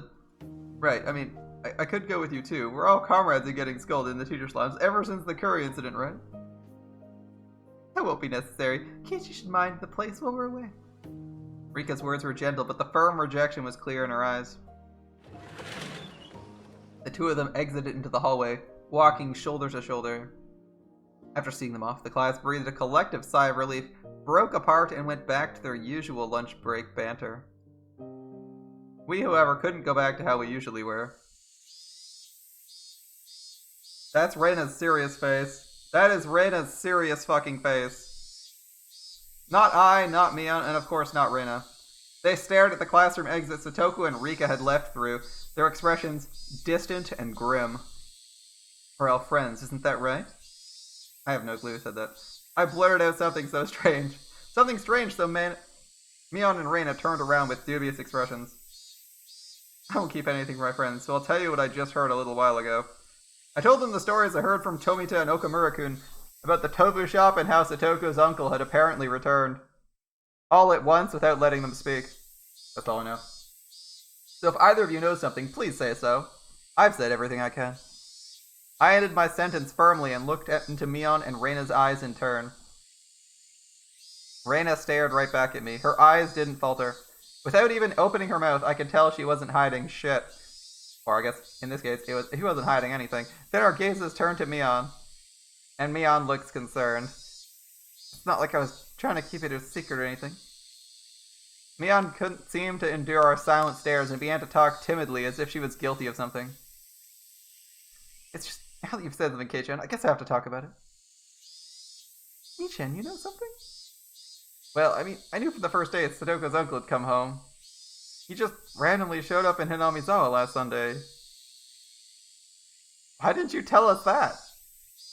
I'm sorry. My angry shout caused Mion to flinch away, look down, and hang her head uncomfortably. Hey, Chiku, it's nothing to get worried about. You get angry about it? You're scaring Chan. Oh, sorry, I shouted at you. I lowered my head in apology. Mion accepted it, collected herself, and continued. According to her, her uncle's relationship with his lover, whom he'd been with in Okinomiya, had collapsed. I'd like to note that his lover / the prostitute he pimped out got murdered, and Mion probably knew about this, because she's probably the person who had her killed. So, remember, The lover, quote-unquote lover, is the person who got murdered. The lover is the person who got murdered at the start of the story. And that has briefly been touched on here and there in the tips. So when she says collapsed, it's because she's fucking dead. Without anywhere to go, he went back home to Hinamizawa, and on that Sunday, the day of the barbecue, her uncle ran into Satoko and brought her back to the house. Why did he bring her with him? Because he's a good-for-nothing parasite. He can't even cook by himself, much less do any cleaning. But he brought Satoko back to have her cook and clean? I remember that she said she'd been cleaning the house when I met her back at the school gate. A moment later, the pieces fell into place into the jigsaw puzzle of unease. And as for what the puzzle depicted when I saw from afar, I could see the answer clearly. Satoko was locked up at home and tormented into doing the housework. Those are the rumors. If you knew that, why did you speak up? I nearly yelled that at Mion, but hastily stopped myself. Mii-chan, is that true? I haven't seen it myself, so I don't know if it's true or not. Mion looked down again, staring at the floor. We're quiet. Just like last year? Like when they lived with their mean uncle and his wife? His uncle is completely helpless when it comes to housework, right? If Satoko's that important, there wouldn't be any reason to torment her, would there? Kichiku, I don't know what grounds you have for saying that. You shouldn't be so irresponsible. Yeah, I don't actually know what he's saying.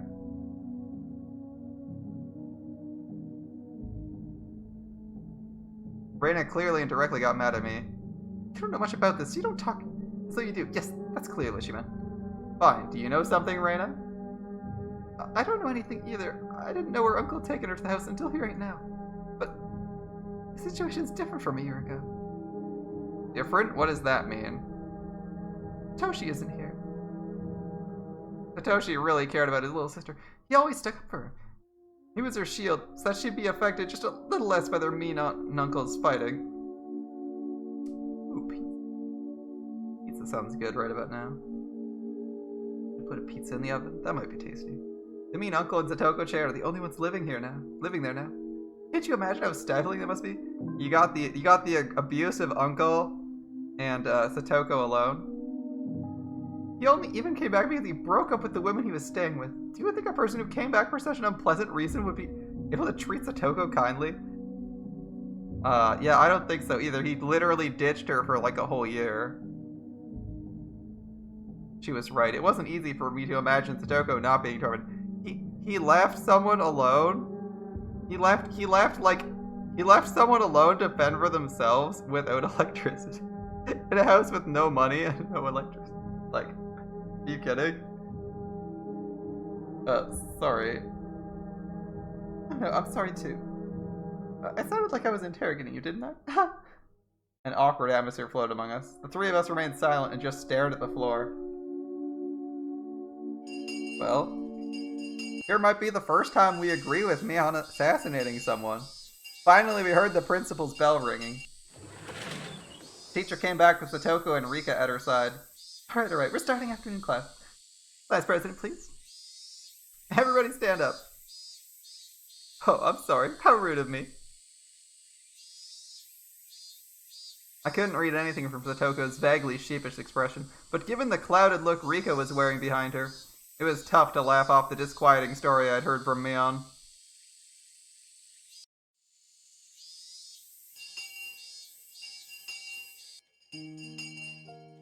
Alright, first time in a while, everyone's been here.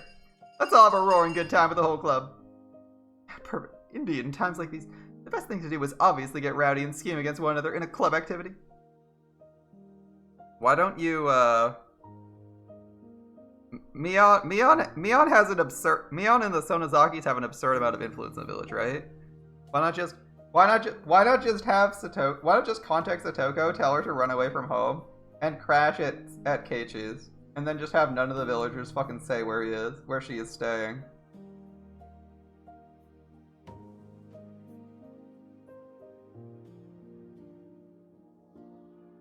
And you could easily say she's staying with a friend because of abuse and because her uncle, who's her caretaker, won't let her attend school. be like, well, we thought it was important she go to school and get fed, and she'd be like, well, he's not feeding her. He's not feeding her, and he's not letting her go to school, so we figured she could stay here. She'd get fed, she can go to school, and we'll do all the caretaking, I mean. It's like, she's refusing to stay with him, and I think the police might be, like, sympathetic to that, at least. Seems reasonable. Because then if and it's not, well, I guess the police wouldn't be very sympathetic, but if he contacts the police, then he has to admit to doing that stuff, right? It's not like they're holding Satoko hostage. So, like, typically, this is where you, like, ditch home, right? You're just like, fuck it, I'm out, and you're gone. Unless you're expecting to get something out of this. Because it seems like she's been living on her own without any money for a long time, so it's not like she needs his assistance, but maybe he's depositing money into a bank account, but, I mean, this is in the 80s, so I don't fucking know if that works. Does she have... I don't even know if... I haven't even heard mention of people using their fucking credit card, or using their credit card or debit card here. It's always in cash, so... Just what I was waiting for. It's a Satoko-chan. Let's play. There was that game you liked, wasn't there? What was it again? It doesn't matter which. Tell me. Mion doesn't know what games Satoko likes. Tell me. Mion laughed happily and took a bunch of games out of the locker, lining them up on the desks. I think that was the first time Mion's ever let someone else decide on a game for her. I could tell she was being especially considerate to Satoko, thinking that whatever her circumstances, if we could just enjoy our time together as a group, it might be some comfort, some diversion. Satoko seemed to understand her feelings too, and smiled vaguely, though pleased. But her head slowly moved from side to side. I'm very grateful, but your feelings are enough. There are many things I need to do, so... Even Rika hung her head in remorse. Wait, seriously? All the club members are here for once, and we're not playing anything? Desertion in the face of the enemy? What was the punishment game for that? What part of the club constitution was that in? Stop it, Mi-chan. We can't force her to play with us. This old man's not trying to force her or anything. I just thought it'd be more fun if we did something exciting. Really, I'm happy you feel that way. Don't worry. Next we meet, you'll see. I'll get you all caught in a gigantic trap. Satoko, while insulting us, still said she couldn't participate in club today and apologized. She quickly put her things into her bag and pattered out into the hallway, despairing. It happened in the blink of an eye. Satoko. Rika stared lonesomely as her friend hurried home, unable to be part of club activities. Silence filled the classroom. Both the cheerful voices of our classmates in the schoolyard and the voices of cicadas sounded like they were coming from some faraway world. You're done your pizza already because everyone stole a slice? Seems about right. You get one slice, everyone else gets 5. This is boring. Silence was broken by Mion's bitterness, and she began putting the games on the desk back into the locker. Everyone just stared absently at Satoko's seat, now empty. Maybe you could tell us about it now? Rana made a gentle smile as she possibly could and spoke softly to Rika. Even without hearing it from her, we pretty much knew what the situation was at this point. Satoko's uncle broke up with his lover and came back home to Hinamizawa. And he'd taken Satoko back home and forced her to do the household work. And that all had to be pretty rough on her. Damn, this is the most serious I've seen... Hold up. Right. Oh, it's spacebar, right? This is the most serious I've seen Rika be in a long time. For a long time. Like, she's being super serial the whole time. Alright, thinking this was common knowledge to everyone, I skipped to the important part. Is it really bad? Maybe Reina and Mion wanted to ask the same question, but our character is the inquisitive one. That's fair. Nobody spoke, we all just stared, waiting for Rika's reply. Rika still didn't answer us. We were hoping for her to say no, but her silence was a bad enough sign. Last year, was it? It was like this when both her uncle and wife were here, right? Uncle and his wife? Yeah. At the time, they were mostly caught between their aunt and uncle fighting. One of the ways we helped out was with club by reducing her time at home as much as we could, but it's making her do chores now. She can't stay at school either. Shit. Satoko's not a slave. Who do you think you are, ignoring your own inability to live properly and putting Satoko under your house arrest? When you think about it, isn't it really strange? We'd need a lot of circumstantial evidence, but isn't this abuse? Can we notify the police or something? You're right. If we had evidence she was being abused, I think we could tell the police. Can't we talk to the region's welfare people about this? Ran and I kept saying police as though it were nothing, but Mion's response sounded like she thought we were a little naive. No, you can't actually do that. Not for this, though. If all it is she's not allowed to participate in club activities are optional, I think. Even though it's, like, culturally enforced, I don't think it's mandatory. They're culturally enforced, but they're not mandatory, so the cops can't make you do that. Cops also can't make you go to school. If your parents are keeping you, that might be a different story. If your parents are stopping you from going to school, that might be a different story, but if Satoko is unwilling to say her parents weren't letting her go to school, then she's probably not going to be able to get anywhere. It's easy for you to say that. Have you thought about the risk of actually getting proof? What do you mean, risks? I think it was 2 winters ago. We reported it. The Child Consultation Center? We told them there was abuse happening and to do something right away. You did? What happened? A person came as soon as we called. She interviewed Satoko and Satoshi about what was going on. And then their uncle and his wife, too. I understand Satoko and Satoshi. Wouldn't it be good not so good to talk to the aunt and uncle? They said they'd base their judgment on what they heard from both sides. Great of them, wasn't it? So what'd they decide to do? Fucking nothing. Wait and see. Wait, what do you mean, wait and see? Yeah, and Uncle really studied up on this stuff. By law, you can't call it abuse unless assault or child neglect's been established. They poked and prodded Satoko and Satoshi a lot, but it never left any real marks on them. They were pretty much eating 3 meals a day, and had beds, and there wasn't recordings or anything to prove they'd done something to cause psychological trauma. The classic police are useless dilemma. The classic police are useless. None of the villagers had ever actually seen them being violent either. No matter how mean you are, you wouldn't act so violent in front of people. Remember, if you're gonna hit someone really hard, just put a phone book between you and them. Then it doesn't leave bruises. See? I know great tricks. This is the 80s. They actually have phone books and get phone books shipped to them on a regular basis too.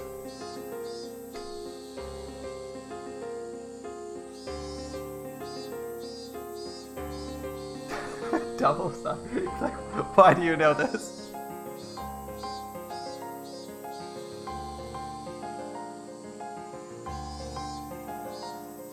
So none of the villagers have actually seen them. No matter how mean you are, you don't act violent for people. Nobody'd do anything. Yeah. So, then what happened? This is why people run away. Smart people run away, right? The welfare officer apparently went to visit on the same day each week for a while. The aunt and uncle knew they were being watched and didn't torment them in any way that would stand out. Of course, that wasn't the end of it. You mean they ramped up how malicious they were being? Neon sighed and nodded. Their aunt was really damn stubborn. She's one of the most spiteful people I've ever known. Apparently she was doing some pretty disgusting things. Satoko was like a doll that did nothing but breathe by the end of it. So, from that consultation, does that mean they never should have contacted child welfare in the first place? Understand? Without proof of abuse? So clear anyone can see it, there's nothing we can do. In fact, it might even make the situation worse. We messed up pretty bad. After hearing that even public organizations, the one thing they thought was dependable, couldn't do anything, everyone hung their heads. Yeah, CPS is like alternatively useless and useful at the same time. They're like, they have to go by concrete evidence, but half the stuff they're supposed to be helping with, it doesn't often have concrete evidence. It sucks. Sucks. On one hand, they can, if they're like too harsh, they're just like on a single report taking people's kids away, and on the other hand, if they're too loose, you get like situations like, if they're too strict, they get situations like this. They're rough.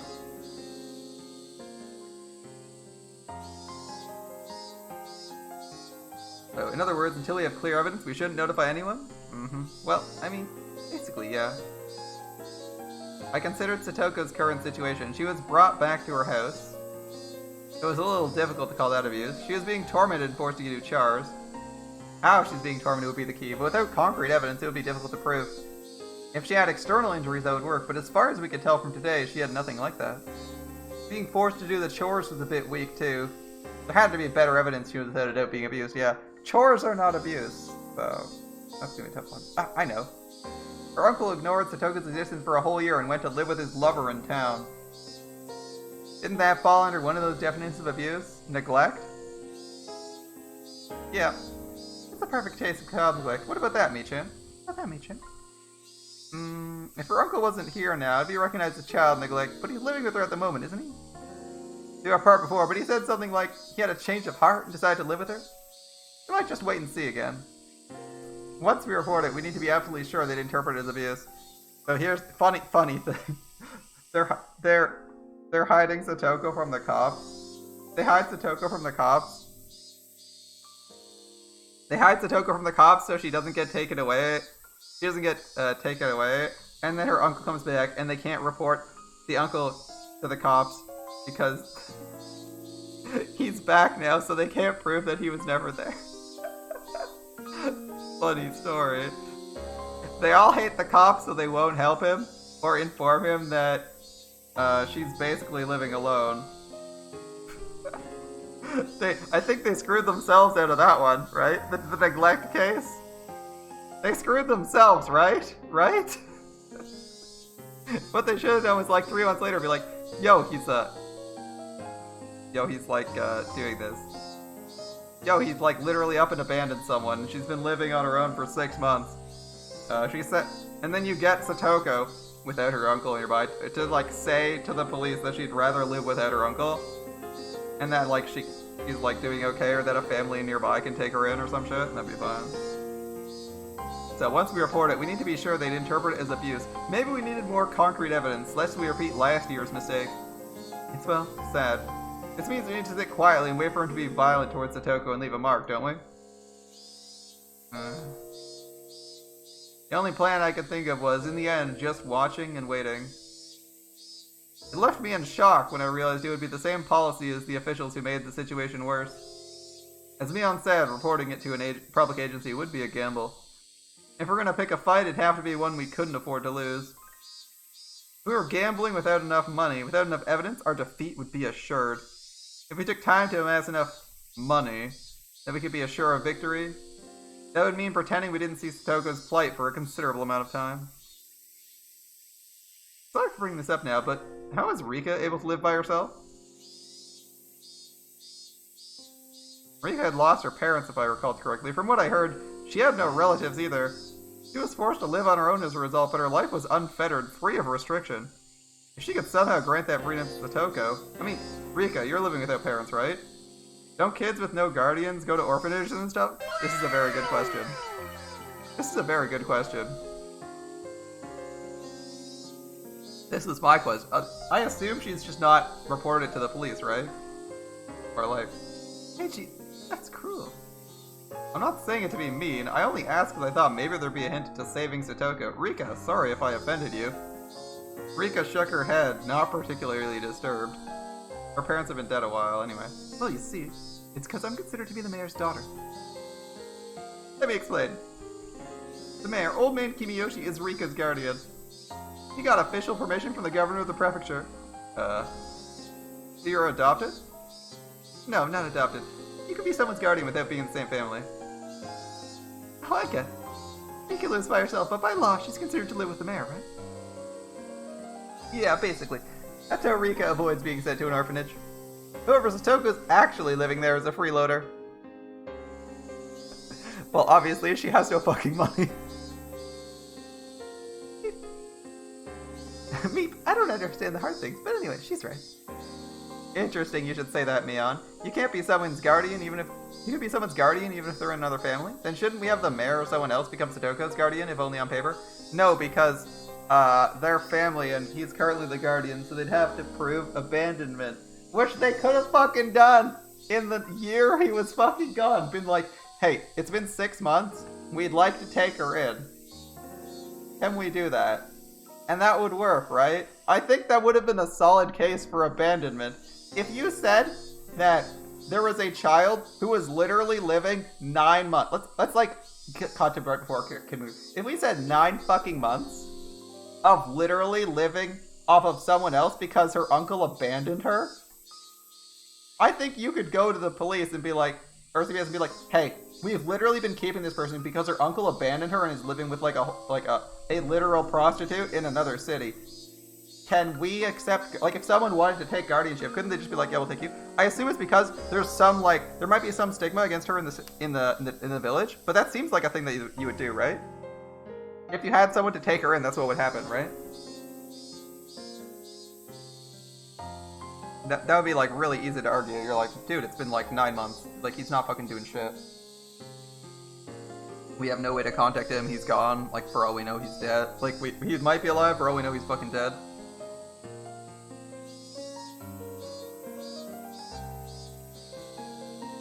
But alas, they kind of shot themselves in the foot here by not reporting that when they had the chance.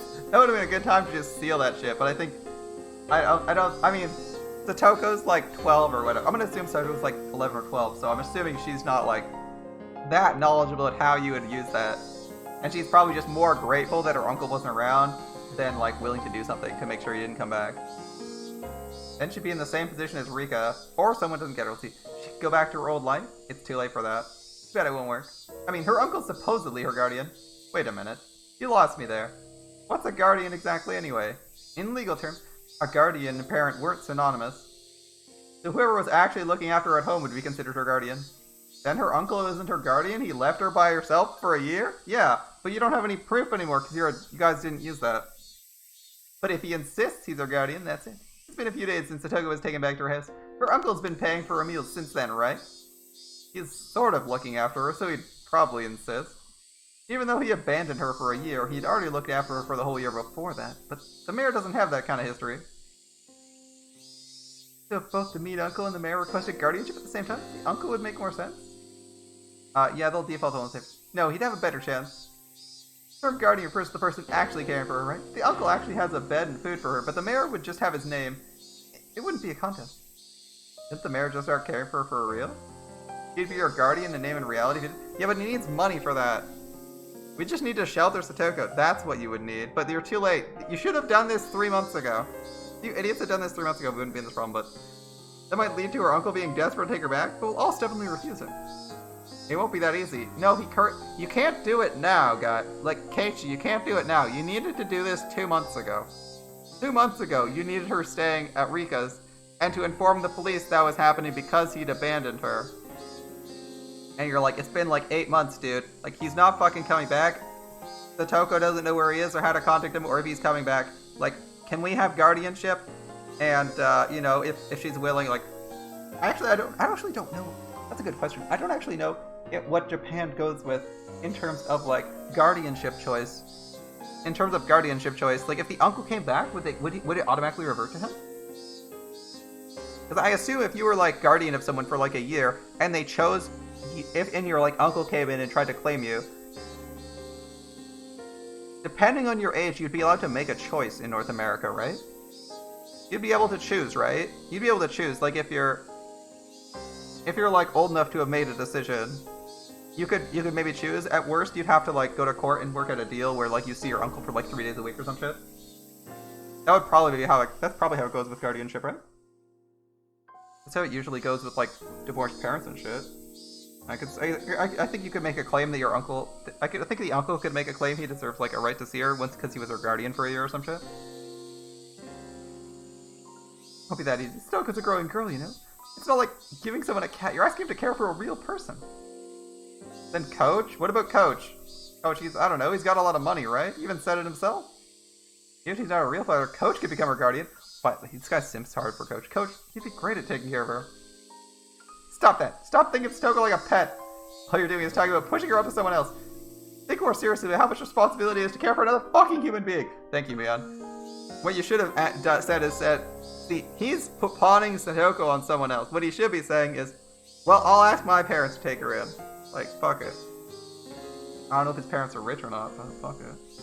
That's what you do. That's what you do, right? You don't pawn her on someone else. You like say, okay, well, you know, Satoko can live with me. I don't give a shit. I'll sleep on the floor for a few months.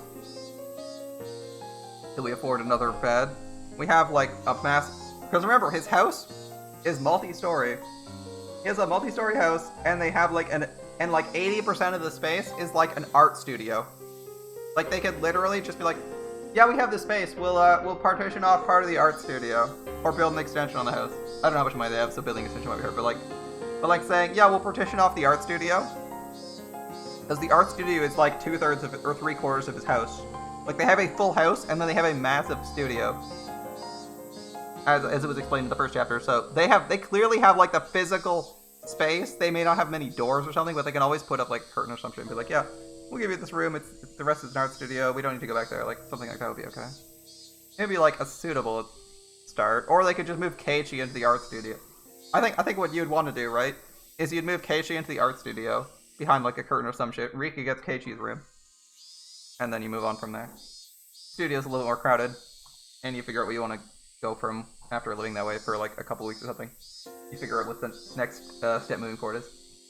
But oh well, Keiichi wasn't here for very long, and he just got to know Satoko, so I think he's safe. You know, if he said should have started 6 months ago, yeah, I think he's okay because he didn't know about any of this until like it happened. Did you ask him? Did you get an actual promise from him he'd take Satoko under his care? No, I didn't. Coach should say it. What is this overconfidence? Ask your parents, dipshit. Well, fine. Even considering the 0% probability of Coach saying it was okay, then what? It still wouldn't work. He couldn't become guardian all by himself. That's right. Coach, didn't he say it himself? He's alone, so we can't do it? Yeah, you need to be married. You need to have a significant other. Or, since this is the 80s, you need a wife.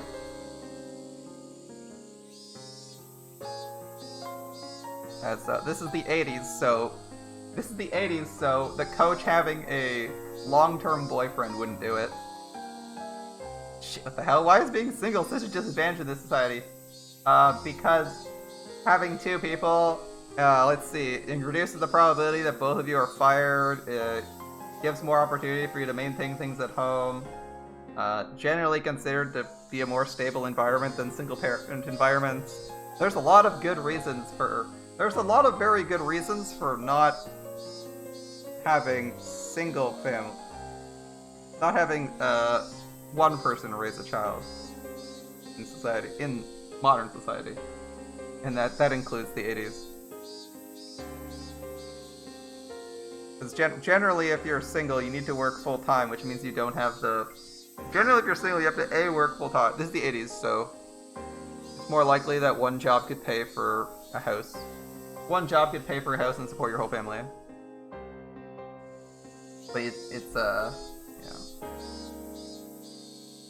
Being a single parent is like really fucking hard, so I can totally understand why they don't want, governments don't want single people adopting people.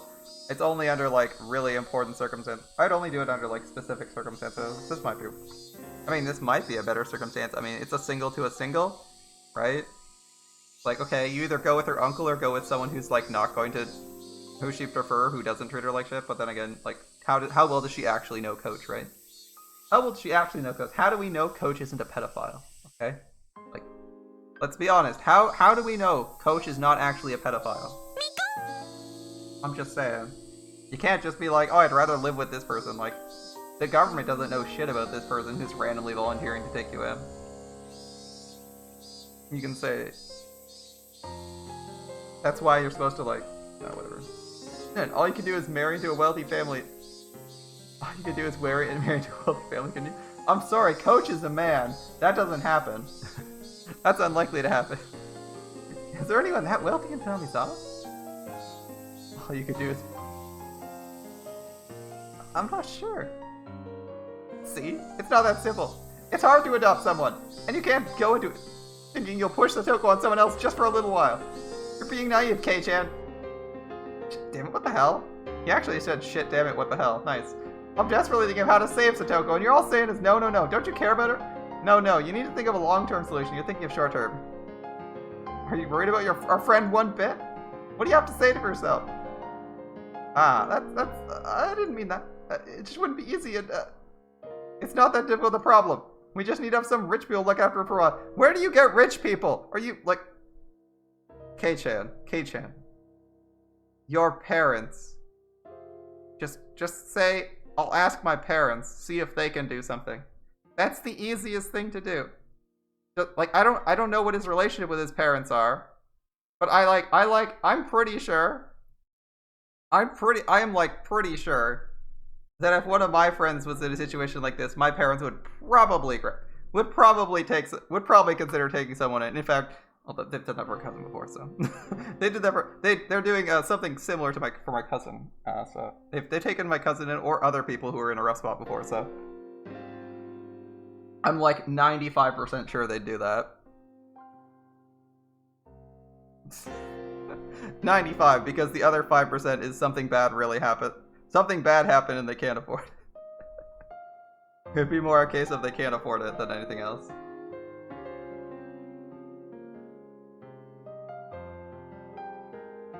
I'm pretty sure, I'm trying to remember, it's been a long time. I'm pretty sure at some point my parents took in one of their friends when he was like between jobs and didn't have a place to stay.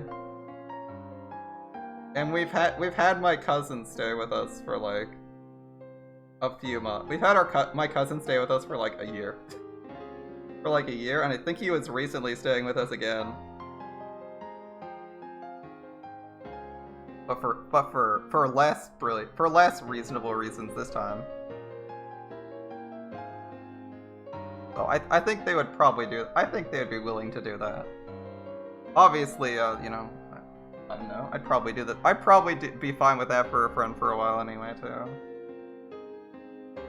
But I haven't been put in that situation and don't have any examples of me actually doing that to fall back on.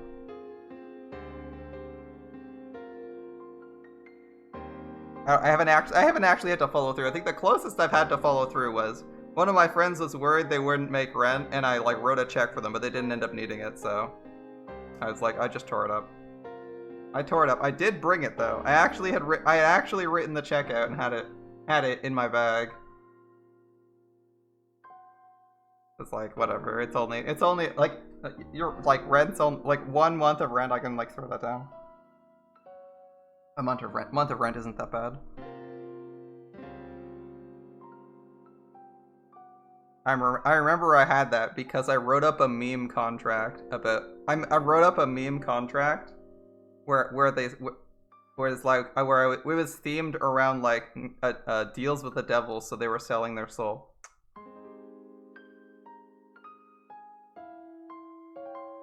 I was like, you don't have to actually sign, but it'd be funny if you did. And they're like, oh, no, we're good, actually. And they were like, I actually worked something out this morning right before you arrived. And I was like, oh, okay, we're good then. Awesome. Oh, that's funny stuff. All right. What about your family, Mia? You always brag about how great being one of the 3 families or whatever, don't you? Oh my god, this kid is so aggressive sometimes. From what you said, you must live in a gigantic house. My house? No, that won't happen. My grandma would never allow it. What about your relatives in Okonomiya? From what I heard, they're living in luxury themselves. Why is this kid? Okay, what I don't understand is why this kid is not just saying, like, I'll ask my fucking parents. Like, the number one thing you should be doing, like, hey, if you care about this person, can you take care of them? Is, like, the first thing you do is, okay, this person's in trouble. Can I help them? Then number 2 is, can someone else help them? That's the order you should be thinking. And our character's first thought is, get the mayor. Like, we've literally never met the mayor. Why the fuck would we ask the mayor to help us? And then it's like, next step is like, coach. And then step 3 is Mion's family. And it's like, why did you not look inward and go, can I help this person? Instead of asking, well, someone else help her. Like, it's kind of a weird choice, but it's his. I guess it's his choice. There's plenty of jobs your relatives manage in town. Dude, like, who can, like, ask if you can do it. Your family's basically millionaires, aren't they? Haha, millionaires. $1 million yen is not actually that much. But millions in dollars is good. A million yen. $1 million yen. So $1 million is a lot. 1 million yen is like 10 grand. It's like 10 grand. That's like enough for a car. That's like half of. That's like what? New cars are like 20 grand, right? New cheap cars are like 20 grand. So it's like you can almost afford half of a car at face. Like a house is like $1 million. You can't just be like, you're basically a millionaire. Like, no, that doesn't work. That won't work. Going to Okonomiya is even more of the question. My father, he'd never let it happen ever. Hey. Normally you act like some high and mighty bigwig. Now you're being spineless? What the hell? It's gonna sit by and watch her suffer. Dude, please turn inwards for 2 seconds. That's no, I want to help her as much as you, but it's a different story. How is it a different story? How can you be so cold-hearted? Your friend's in trouble. What are you if you don't rescue her? You're our president. Our club president. That's right. Club president's gotta take care of everyone in the club. Save her. Save her from this crisis. If you don't save her right now, you're not her friend. You're... Seriously, dude? You're not even human?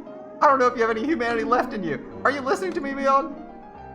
Seriously? This is super exaggerating. All my emotions exploded at me. I didn't even give her a chance to say anything in response. I just wanted to make Mion agree with me, even if I had to force her. If she did, Satoko's problems would be solved. If pushing her would solve this issue, then I'd push her as much as I needed to. Dude, she's literally been in this situation for 3 fucking days. Can you ask? Like, you know what the biggest... Okay. For problem solving, you're asking... What you should be asking, though, the most important question is, is this what Satoko wants? Because you shouldn't try to change anything without getting confirmation from Satoko. Be like, hey, I'm hearing your situation's really bad. Do you want some help? I think we could work something out. Get either like Mion's family or my family to take you in. That might work. But here we're doing all this like behind her back and making assumptions about what she wants. Now, it might be evident to us that that's the case, but we should probably still first get her confirmation. Otherwise, nothing's gonna happen, right? Like, wouldn't that be the biggest thing? Be like, reach out and we're like, hey, we want to solve this problem. Do you agree this is a problem, and do you think this is a good solution? That's what he's actually doing. He's not treating Satoko as a person, right? Like, you can't solve this quote-unquote problem if the other person doesn't acknowledge it's a problem. If pushing would solve the issue, I'll push as much as I need to. Alright. Why aren't you saying anything anymore? I'm asking you, asshole. Well, say something, Mion. Me? Mion, looking down with a grim face, began sobbing. Her hands were clenched into trembling fists, and she rubbed her eyes to wipe away the tears. Was what I said actually that mean? It's not the time to cry. We're in the gambling room right now. We have to do something to save Satoko. And as I thought that, Reina spoke, her voice cold and incredibly calm. Hey, Chiku, if Michan's family won't work, what if we look into another wealthy family? I know someone in Hinamizawa who lives in a nice, big house. Thank you for pointing it out. And you know who lives in the nice big house? Ready? Who's that? Oh, come on. You've got a splendid family, and you're leaving it out of things? My family? My family's... Your friends, right? Save her, Keiichi. Michan's cold-hearted, after all. Since you're so considerate towards friends, you should lead by example. Imagine getting wrecked this hard. Come on, dude. This is why you ask it. This is why you're like, I'll ask my fucking parents the first thing you do. Just the 3 of you living in that huge house, right? You probably got spare rooms. You should give a few of those empty ones to Satoko. And then her worries would all be over. What's this? We're done already? That was pretty quick. Okay, congratulations on solving the problem. Are we done for the day? I'm going home. Hooray! Maybe we'll go treasure hunting. I haven't done that in a while. I was so worried about Satoko until I didn't feel like going to play at all. I wonder what I'll find today. Say something, will you? Am I the only one talking? Say something, you bastard! Are you listening? Can't you, Imara? Even cicadas seem to cower in fear. Reina is suddenly very emotional. Reina, her shoulders bobbing up and down, and me, who forgot to breathe. Mion, whose face had gone completely pale, and Rika, who is keeping silent as if nothing had happened. The atmosphere in the classroom grew tight and stiff. Remember, he did say she was subhuman if she wasn't taking Satoko in, so if he has the opportunity, he should be trying to make it happen, considering Rika literally has no fucking money. I don't know Reina's situation, but I mean, our character seems okay. The atmosphere in the classroom was tight and stiff. It petrified us where we stood. Come on. Rattle. The sound of the chair as Reina sat back down after having stood up finally allowed everyone present to take a breath. Reina had shown me just how much I'd hurt Mion. No, the appropriate response is, I'll figure something out. I'll talk with them. I don't fucking know. But our character seems to instead be like petrified at the thought. Maybe his relation with his parents is fucking garbage. I don't know. It's scary. After a few moments, Rika cut into the frozen air. Why is our character not even responding? Like, surely our character could respond with something, even as simple as my parents would never do that. But he hasn't said shit. Yeah, I'm sorry, Rika. Michan, I'm sorry to you too. This is your response? What? your response is, I'm sorry for insulting you, and not like, oh, you're right. Why was I being stupid? I should have thought of that first. That's the apology you make. You're like, oh, I'm sorry, that was stupid of me. I should have thought of myself first. Here we go. Let's take the time. Fuck off, man. I'm sorry, you two. I don't have to apologize to you, do I, Keiichi-kun? Yeah, I'm sorry for being so unreasonable. Were you saying all that to me before? You said it while glaring at Michan, so I totally thought you were talking to her. Reina had such strength you wouldn't have imagined it normally. All I did was spout terrible things as a wave of violent fury passed over me. I couldn't contend with her. Mion, I'm sorry, I lost my cool. Come to think of it, I didn't understand what got me all that riled up. I thought of myself as Satoko's Nini, so I only had good intentions. But I'd think about it a little harder than everyone else, and yet... it's okay. You were worrying with everything you had. All I was saying was that nothing would work. I'm sorry. I did something wrong too. Mion rubbed away the tears at the corners of her eyes with her fist and apologized as well. We bowed our heads to each other and looked down without glancing at each other. Dude, this kid literally, like... She literally told him, why are you not trying to get your parents to take her in? And our character was just like, fuck off. He didn't even give a reason. Like, really? The least he could say was like, your parents would never do that because they fucking hate kids or some shit. Like his parents practically ignore him, but that's...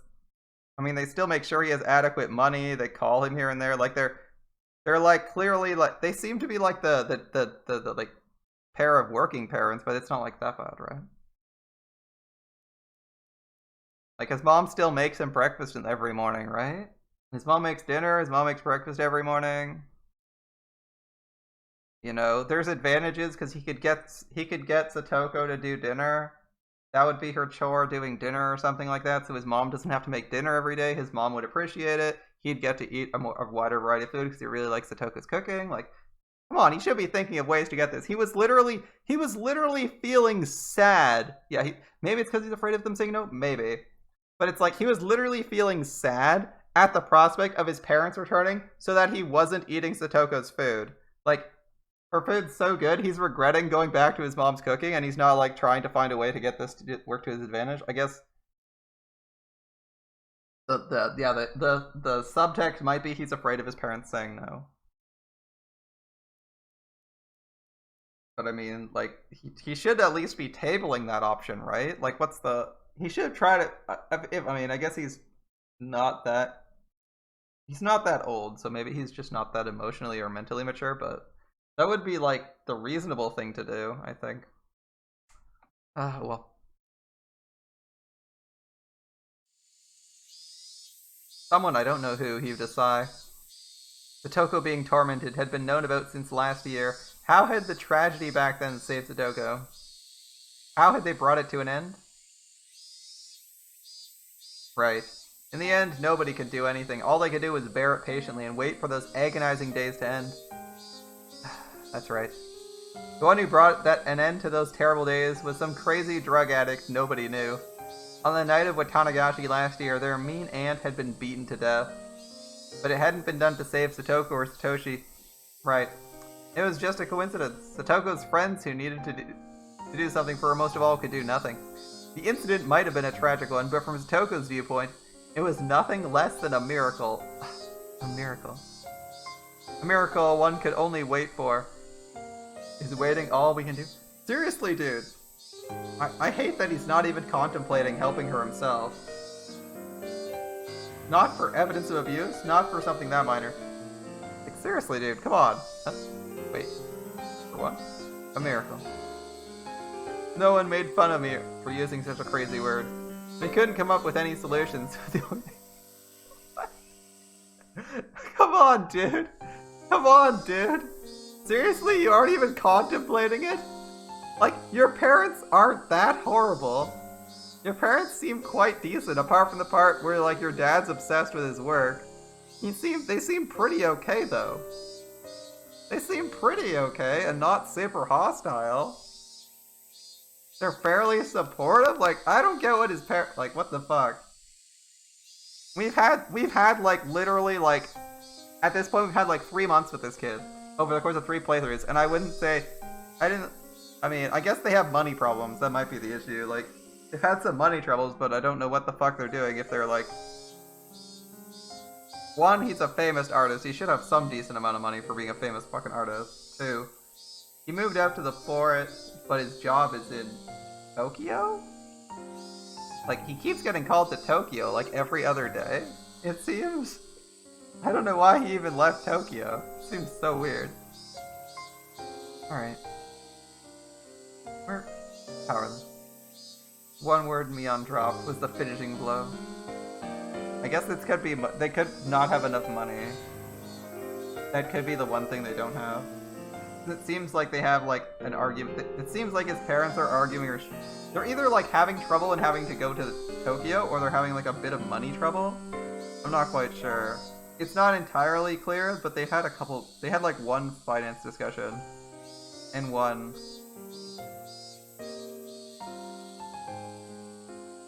Not all famous artists earn good money, especially doujin artists. True. We know he's a doujin artist, but he's probably not making fucking bank. He might be a manga artist. That's the thing, right? He might be writing like a famous manga or something. Mangakas don't make a fuck ton of money either, but I don't know. At the very least, they could say it. Because his stuff's getting exhibited in famous art exhibits, so it's probably like decent. Oh well. It was hot. My body was sticky with sweat. I still think you should ask, even if they're like, we literally can't afford that. The worst month, June.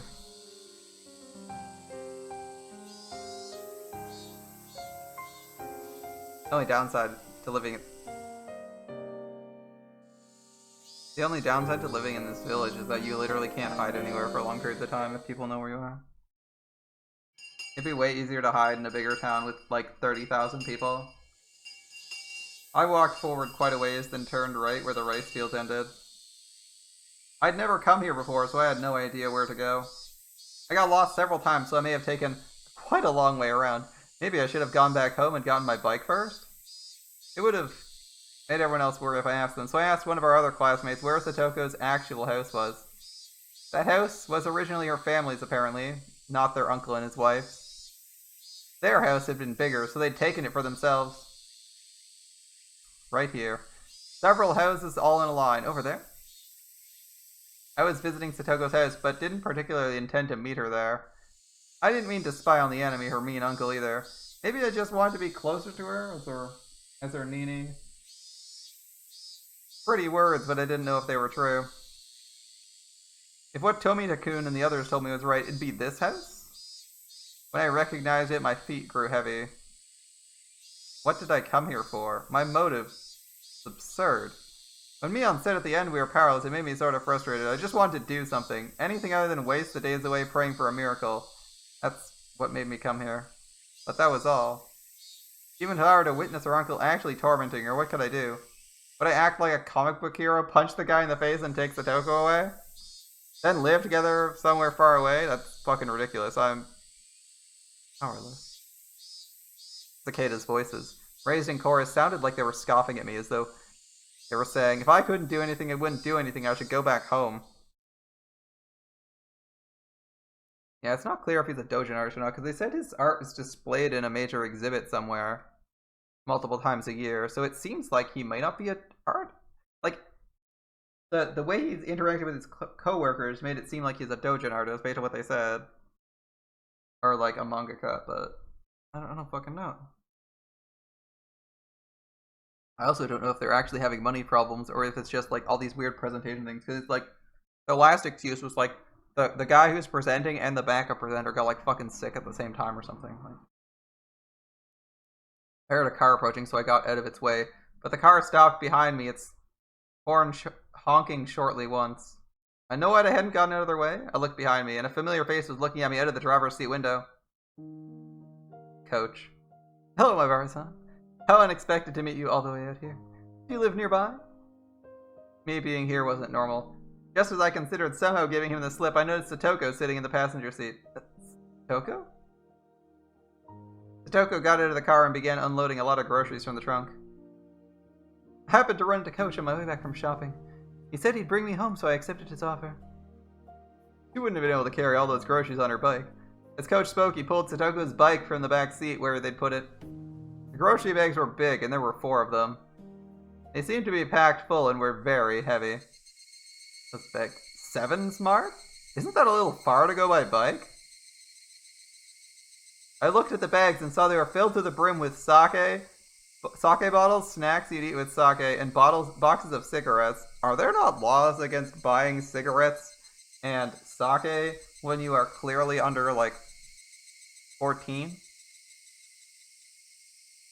Especially large quantities? That is literally 4 grocery bags full of alcohol, right? Weird. Surprised there's no law for that. Although, I think there was some point where you could use someone else's ID. I think you could use a parent's ID at some point, maybe. Maybe she has a parent's ID for that? I don't know. I don't know if there's a law for that.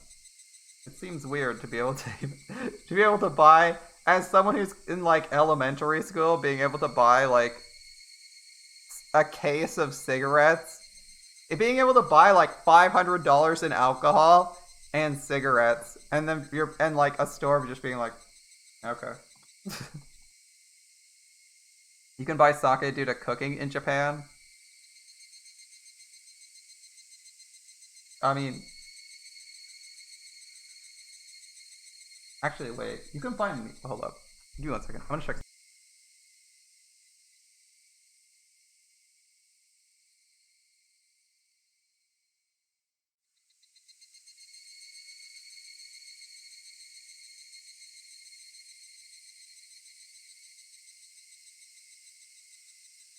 Isn't Mirin part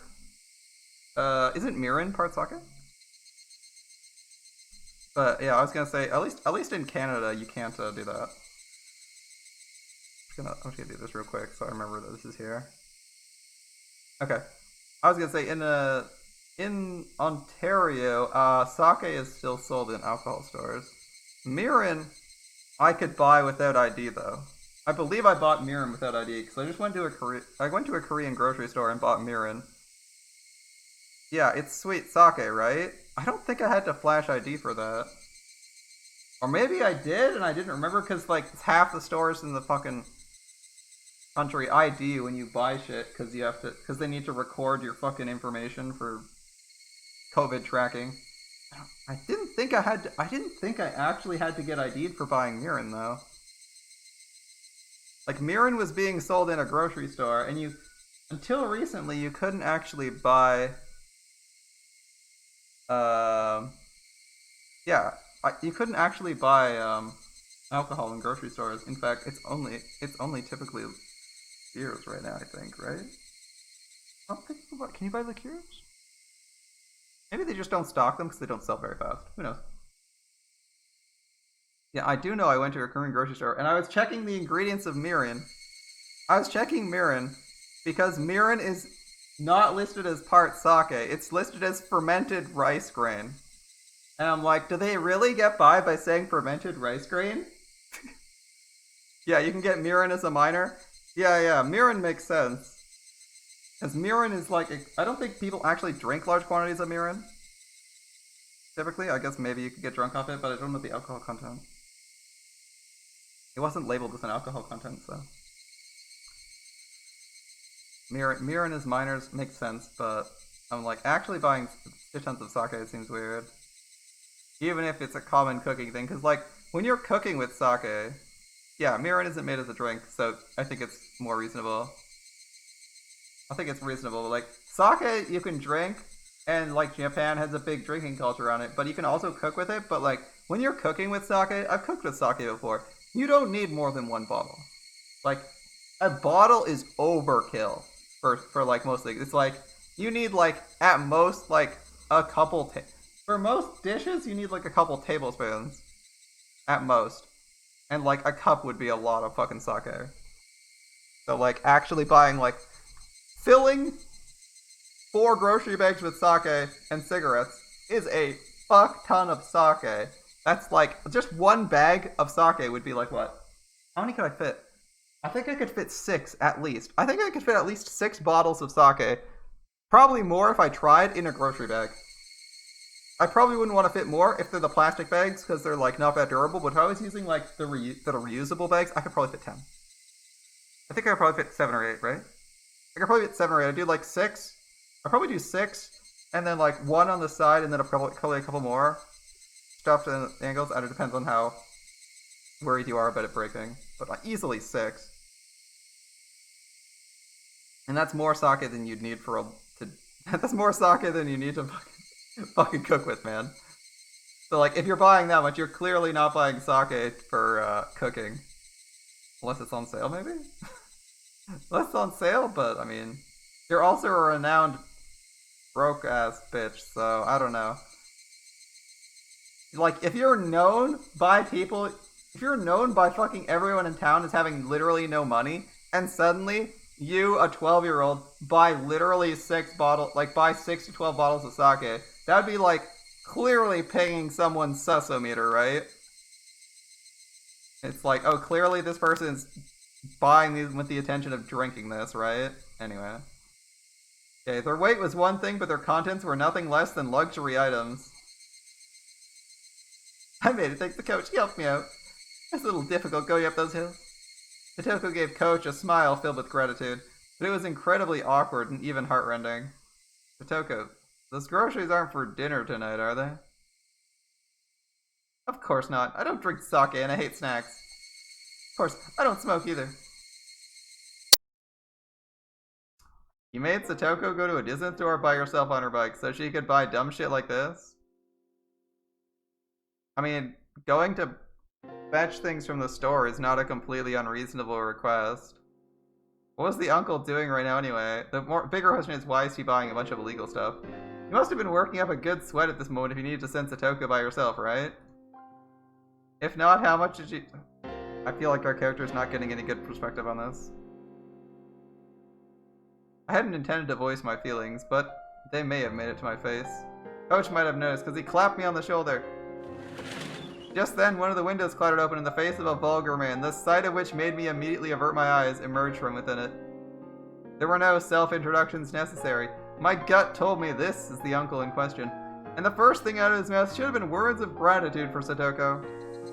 Satoko, you left the heat for the sake on when you left, you half-wit. Sorry, you told me to go right away. Shut up, you've gone and ruined it. That was the good stuff, too. What do you do about it? Sorry. Satoko miserably apologized over and over, bowing again and again. She could be perfectly described as a small animal. I had no idea what was happening.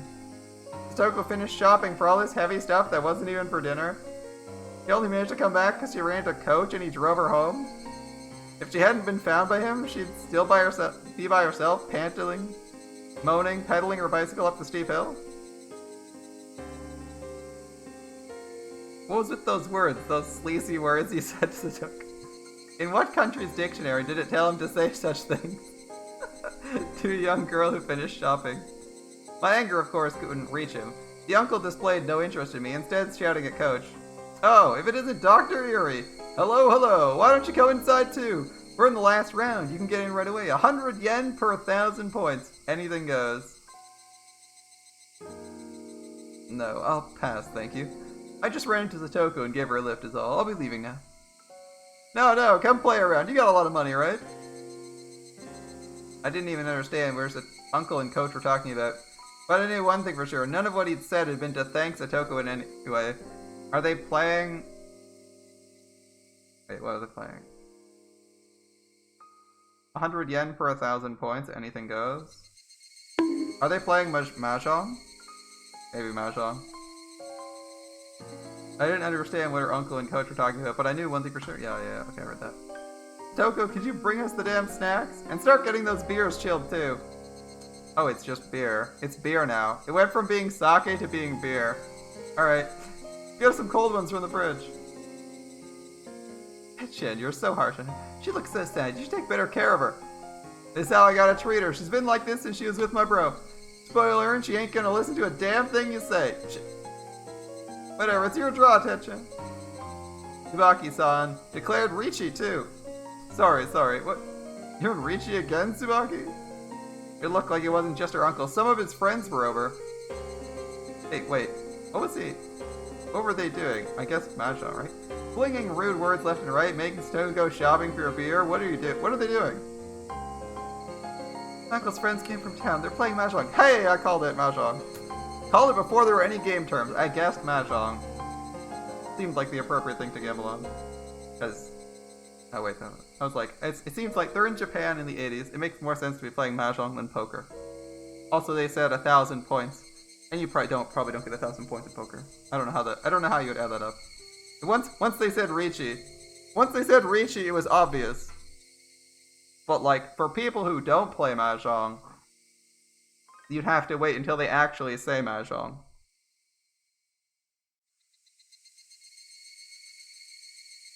Alright, he told me to prepare dinner for them as well. Wait, what? Mahjong? He called his friends for mahjong? What's wrong with mahjong? They were too busy playing, so they sent Satoko to buy them a crapload of booze from a faraway store, and the first thing he said to her was how she left the gas on? The hell? What does this guy think he's doing? Who could get lost in a dumb game of mahjong and send Satoko to buy all this stuff? Even the coach was listening. He pretended he wasn't. There was a line of heavy-looking shopping bags lined up on the ground next to the trunk. I borrow help too, please. You're a boy. You get to carry this heavy one. Coach, you're gonna let this slide? This is completely... Coach pretended he didn't hear the violent outburst either. When I thought of it later, his reaction might have been the best thing he could do in that situation. I'll carry 2 of them myself. Come on. Help us carry them, please. The bags were packed to the brim with bottles of sake and bar snacks. They were so heavy and so filthy, so unfair. They weren't just heavy in terms of weight. They made me feel mortified. Nothing could have been heavier than that. You learned mahjong because of Yakuza side quest? How do you think I learned to play mahjong? True. And I still only vaguely understand it because holy shit, the description of how to do anything in... How to play mahjong in Yakuza is fucking hard to understand. There's no need to push yourself, I'll carry it. Satoko mistook my biting back the humiliation it's grimacing under the weight and offered to help. Stupid, don't underestimate me. Satoko never looked down on my physical strength in the slightest. Coach, I'm sorry for you too, it must be heavy. No, not at all, answered Coach, smiling vaguely, coolly. But I and I alone knew. Coach was an adult, so he just knew how to keep his feelings from showing. There was even more anger than I was feeling, burning deep in his eyes. Well, it is heavy. Ah, shit. It wasn't very far to the door shelf of Satoko's house, but the bag squeezed my palms and started leaving red marks. Fury welled in me and the back of my throat stung, but even if it came gushing out, it wouldn't solve anything. So, just tightly gritting my teeth was as much as I could do. Really, thank you so much. Thank both of you. Really helped me. Here. After we carried them to the back door, Satoko said that was enough. Occasionally we'd hear the repulsive laughing of her uncle and friends from within, and my insides would seethe. I knew they weren't ridiculing us, and that was why it made me so mad. They made Satoko shop for all this heavy, selfish stuff, and ignored her, laughing amongst themselves as they pleased. It was deeply aggravating. Of course, Coach had to have felt the same way. But if he accidentally let his feelings slip onto his face, he'd only cause Satoko more worry. He knew all that, and spoke coolly as if to say he didn't care. Not at all. I'm happy I could be able to help you. If there's anything else I can do to help, please tell me. Yeah, I really am happy you feel that way. That he feels that way. Those words were sad. Satoko herself was sad and resigned that we could only help her so much. But she was right. No matter how much Coach and I want to help Satoko, this is as much as we could do. I felt absolutely ashamed at not having the power to help her any more than this. Burning, boiling emotions were bubbling up within me and rising into my throat. Trembling all over, I almost started to cry from fury. Me too. If there's anything I can do, I'll help you whenever you need. So, hang in there. I wanted to, at least. give her those trite words, saying I'd help her whenever she wanted. Yeah, thank you very much. I'm happy just that you came all the way here when you didn't need to. Satoko seemed to have guessed what I was doing in a place like this, when my house was in the opposite direction from school. Alright, you should get going. They're drunk right now, so there's no telling what they'll get mad at you for. She felt guilty getting us involved, after we'd helped her, because she wanted to be the only one suffering this misfortune. That's how it looked, and it hurt. That's rough. I handed my supermarket bag over to Satoko, and then I noticed the back of Satoko's hand. There was something that looked like a bruise. Hey Satoko, what's that bruise? I knew as much as anyone else how transparent that sounded. I didn't need to hear from Satoko to know how this bruise came to be. You slipped and fell? Ha! Even on the stairs. I slipped on the stairs and hit it a little. It was the classic I slipped and fell. Please pay it no mind. You're lying? Coach nudged me in the back. He put his index finger to his mouth to chide me for being so loud. Really, thank you so much. Until tomorrow, I hope we can see each other at school. That's not what I'm talking about. This kid's like so stupid sometimes, but whatever. It's understandable to be upset, so you get that. You get points for that. I asked how you got the bruise in your hand. Evening glow finally got to a point where I could see the other concealed oval-shaped bruises and traces of swelling on her neck, her legs, and other places too. Hey look! Camera time! I fell down the stairs. At the very moment, my violent rampaging emotions were about to burst their way out of my throat, and I found my mouth being tightly clamped down on. Coach was pressing down on my mouth from behind, wrapping around me tight, and said, "Hey, they said they needed proof. She's covered in bruises, dude. Time to get started." Be like, hey, she fell down the stairs, but because of that I couldn't say anything. I could only groan, which I did. Literally asking for proof. Here's your proof. Shouldn't you be like, awesome, let's get a fucking camera. Let's go to town on you. That was all I could do.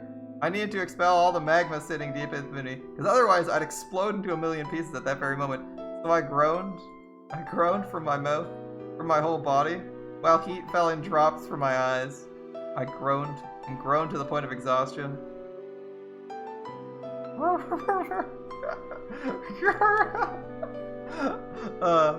I wrung absolutely everything out of myself. Even having lost my voice, I was still wringing it out.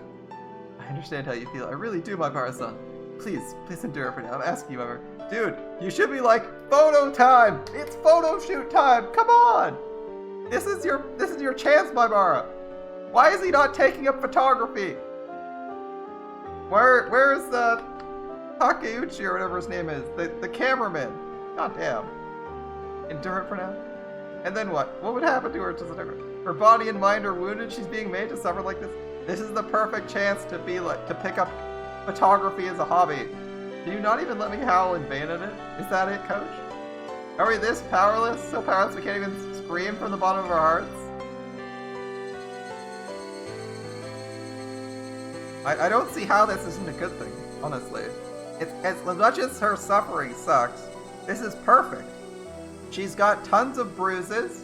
All you need to do is get her to testify in front of the judge and be like, yeah, I didn't fall down the stairs, I got my ass beat. Like, come on, man.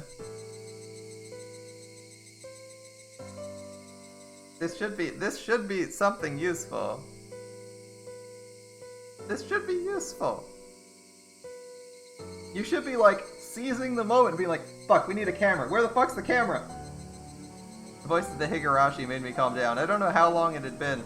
Satoko abruptly gave a slight bow. Thank you very much, Keiichi-san. Satoko. You look a lot like my real Nini right now. My real Nini may not be here anymore, but I have another Nini named Keiichi-san.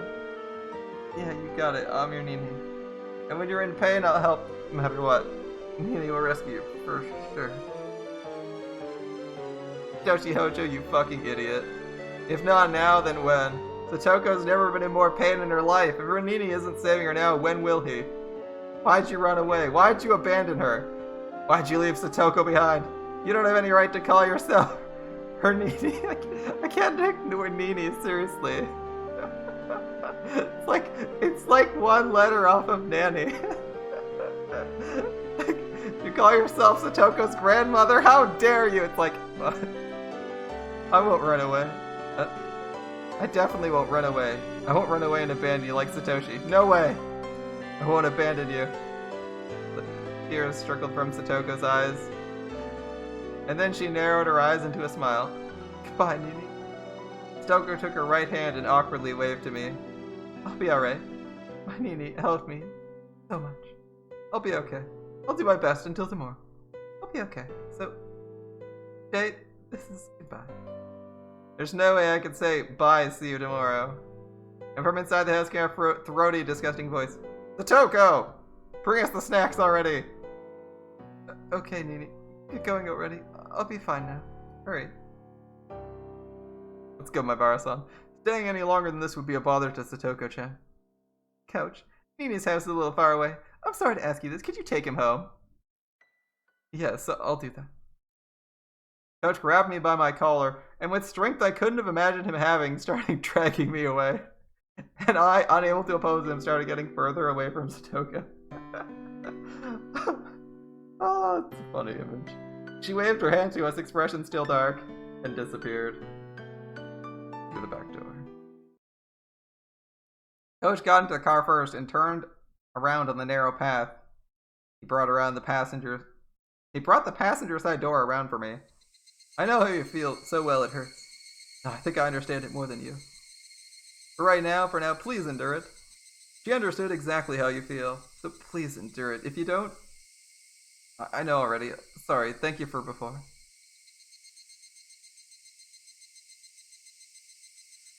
I meekly got into the passenger's seat.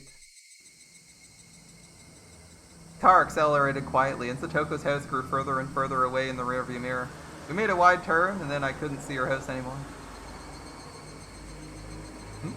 Is her house that far away? It's in the other direction from school, isn't it?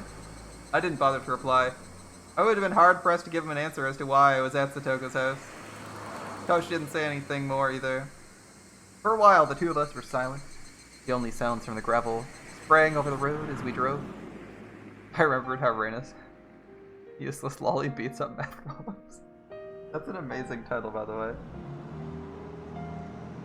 That's an amazing title, I love it. I love it, but then again, my taste in titles is very questionable. I remembered how Reina said things were different than last year. At the time, she had Satoshi with her, and Satoshi protected Satoko. So that less of the sparks fell onto her. But now, Satoshi isn't here. Yes, that's the unfortunate truth. Coach seemed to understand what I really meant when I said that. Terribly sad true story, but there's a limit to our resolve, our efforts, our assistance. It sounded like an excuse, but he was right. Even if Coach and I wanted to be people Satoko could depend on, that was all. It ended at the front door. No matter how much I shouted, I would be your Nini. No matter how much I shouted, I wouldn't abandon her. And no matter how much Satoko called me Nini, I couldn't do it any more than that. Where on earth could Satoshi have gone? Right, Satoshi was another story. Her actual brother, Satoshi. He was in a position to protect her far, far better than we ever could.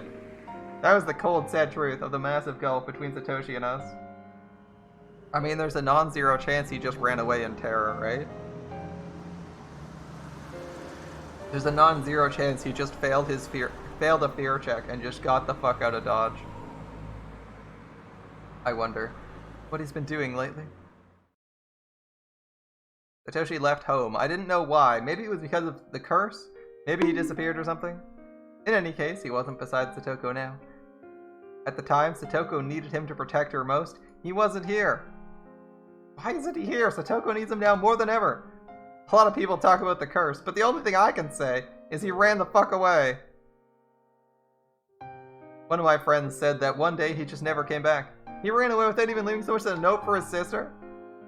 Satoshi had been doing part-time jobs a lot. At the time, Satoko really wanted this huge stuffed animal.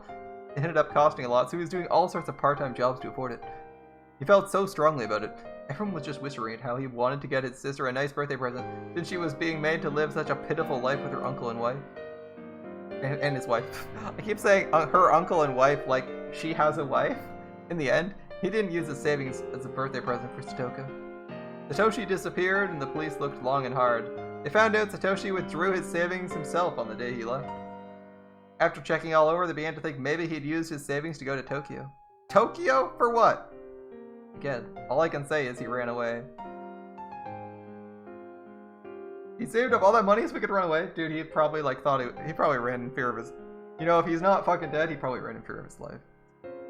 He was that selfish? How could he just leave Satoko behind? He's gonna run away. You should have brought Satoko with him. Even now, Coach was still calm.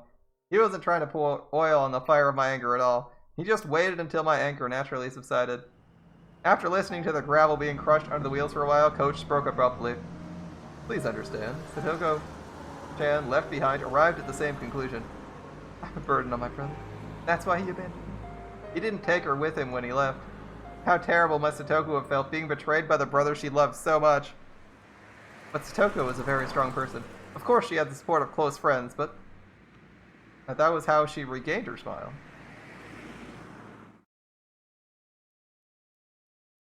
I recalled how Satoko spoke of Satoshi so brightly when I was eating dinner with her and Rika a few days ago.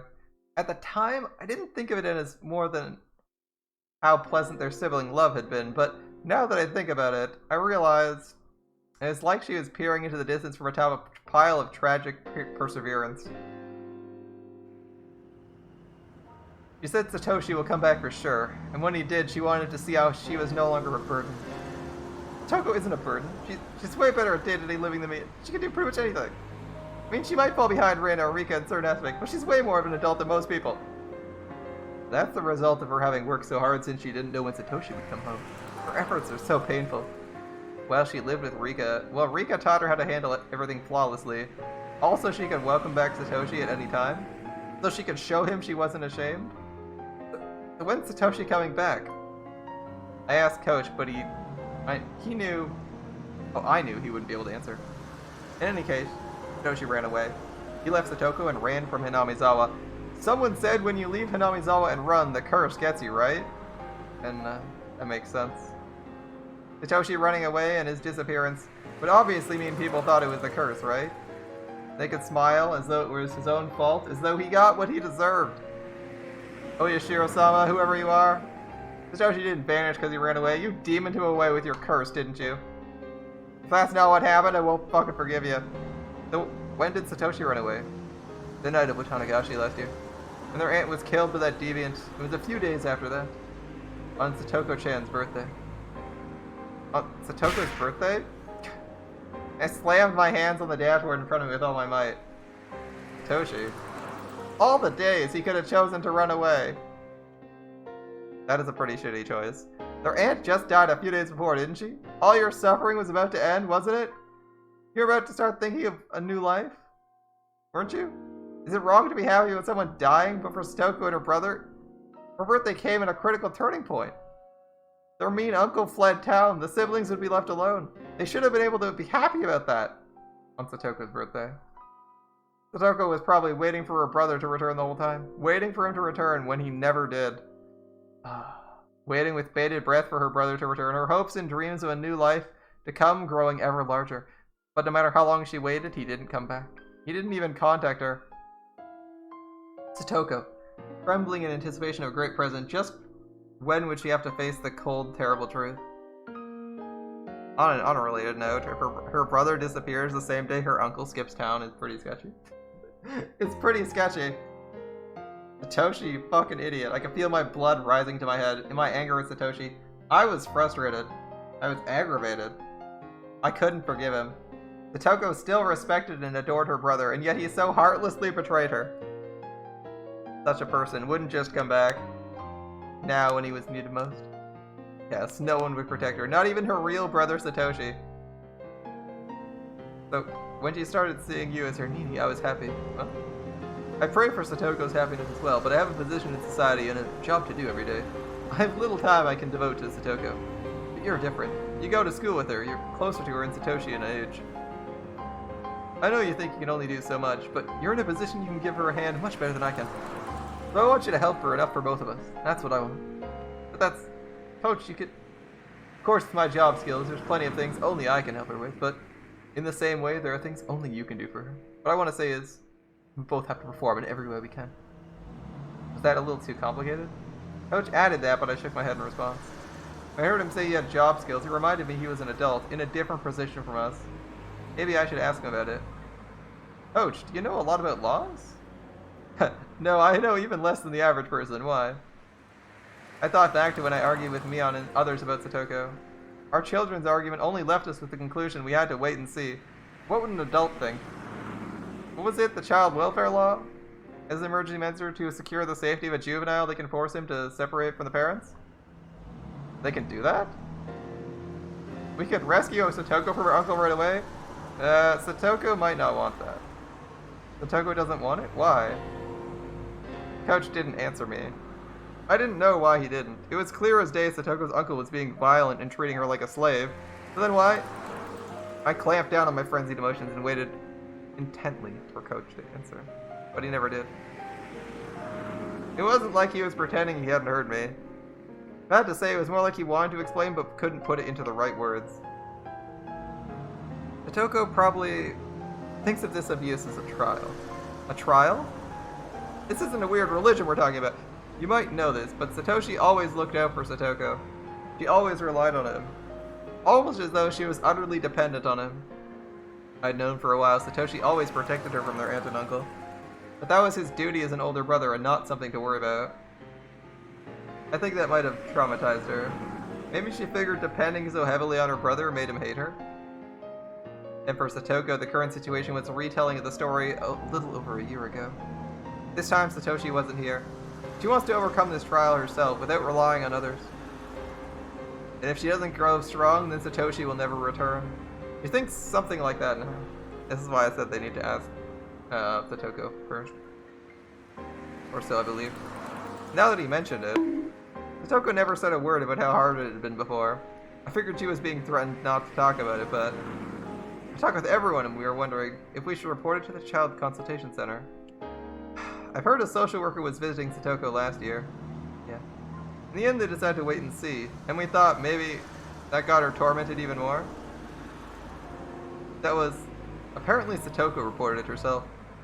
As a result, the abuse worsened but was kept just out of sight. She was under even more torment, and the burden on Satoshi for protecting her rose considerably. But Satoko? She wouldn't be thinking it's her own fault for reporting it, would she? Coach nodded quietly. Satoko would probably either hate it if you suggested reporting the abuse, or feign courage and say you didn't need to. And even if you reported it in secret, she'd probably insist to the workers she wasn't being abused. Satoko always acts tough and doesn't readily admit defeat, so I could imagine that easily. The Child Consultation Center has enormous authority in these matters. They can take emergency measures without needing any permission from a court or the concerned child. If the abuse was known to the public, they could forcibly shelter her even if she denied it. For Satoko, that would probably mean losing. It's not about winning or losing. It's real life. Satoko, she's back on top. After they placed her under their protection, she would be sent to a child care institution or the like. She'd basically be living there, which would mean moving away. And with the change in residence would come a change in schools. Changing school? It has to be done. If that's what it takes for her to be saved. Satoko understands all those things. I mean, all the more reason for her not to want it. Why? Why? Because Satoko's reason for living is to wait at that house for Satoshi to return. She was a husk, an empty shell after being abandoned by her brother. How did she find a reason to live? By looking at it from Satoko's point of view, rather than your own.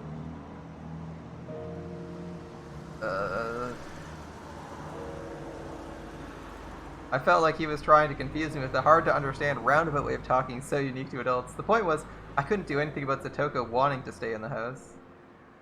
And I should watch until she gives in. In the end, no matter what I said, Coach himself was saying, wait and see. I don't understand. What? If I feel that Satoko's in danger, I report it without asking anyone's opinion. She might not be happy with the result, and she might hate me for it. But I believe that will be what brings her happiness. Coach turned to me and gazed fixedly into my eyes. It was written over his face. He was shocked at what such a young kid said. Why would you go that far? But that's like a simple phone call, man. It's a serious phone call, but it's fairly simple. Coach, no rather normal adults might not have understood, so I taught him the creed and values I believed in. Satoko's my friend. I'm Satoko's Nini. Isn't that enough of a reason? I stared at him with a will strong and unbreakable as steel as his eyes betrayed a tiny bit of unrest. Of course that's enough. We were silent for a little while until finally Coach said only that. Didn't we make a promise? Sorry, what? We weren't gonna let Satoko cry? We made a vow the day of the barbecue party. I didn't think about it hard at all, but Coach and I still made a promise. We wouldn't let her cry. He gave a dry grin of regret, immediately apologizing for not remembering. One way or another, when he grinned like that, it made me think his enthusiasm for saving Satoko was a tiny bit smaller than mine. He lightly hit the brakes, making a skidding noise, and my whole body suddenly fell forward. Would that be your house there? Oh, right, my bar. My bar would live at the Maibara residence, wouldn't he? Before I knew it, we were almost in my house. They have like a really big divider on top of their house. I never thought about that. What is with the giant ass roof spike that goes along the spine of their building? I've never seen that on a house before. New tip, case file 31.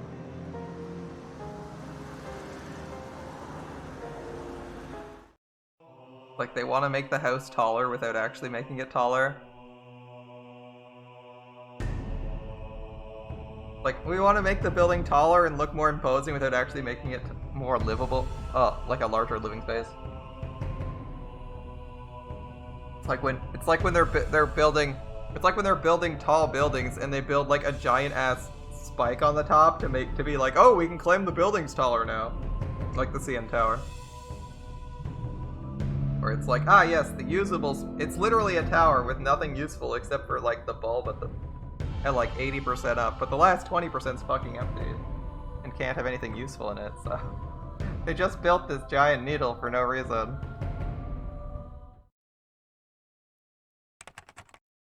Like, yeah, but we can claim it's taller now. Ho ho.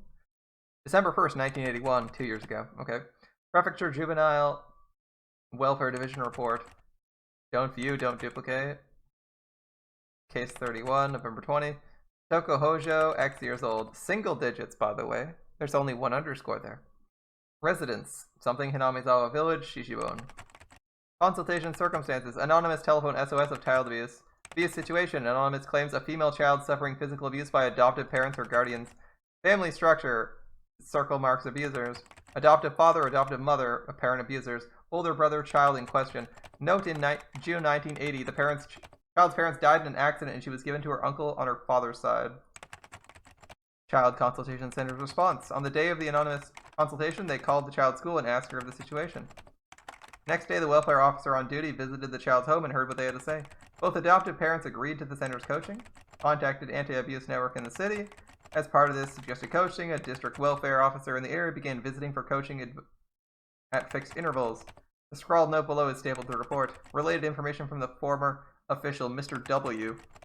Refer to 1977 document D23 number 44. Ask Chief Investigator F from City's Education Consultation Offices. He's well informed. Okay. That was probably the least useful of the tips we've read this game so far. In fact, might be the worst tip we've ever seen, because it's not providing new information or doing anything. I feel like I could have skipped that tip and my experience of this game would be literally identical. Still, story's good so far. And I'm sorry it's Satoko's suffering, but at least we aren't getting any... Well, is the festival next? Ooh, we might be doing the festival next time. We're at the end of our... We're at the end of our Higurashi for the night. But we'll be back with more Higurashi in a couple days. So don't worry.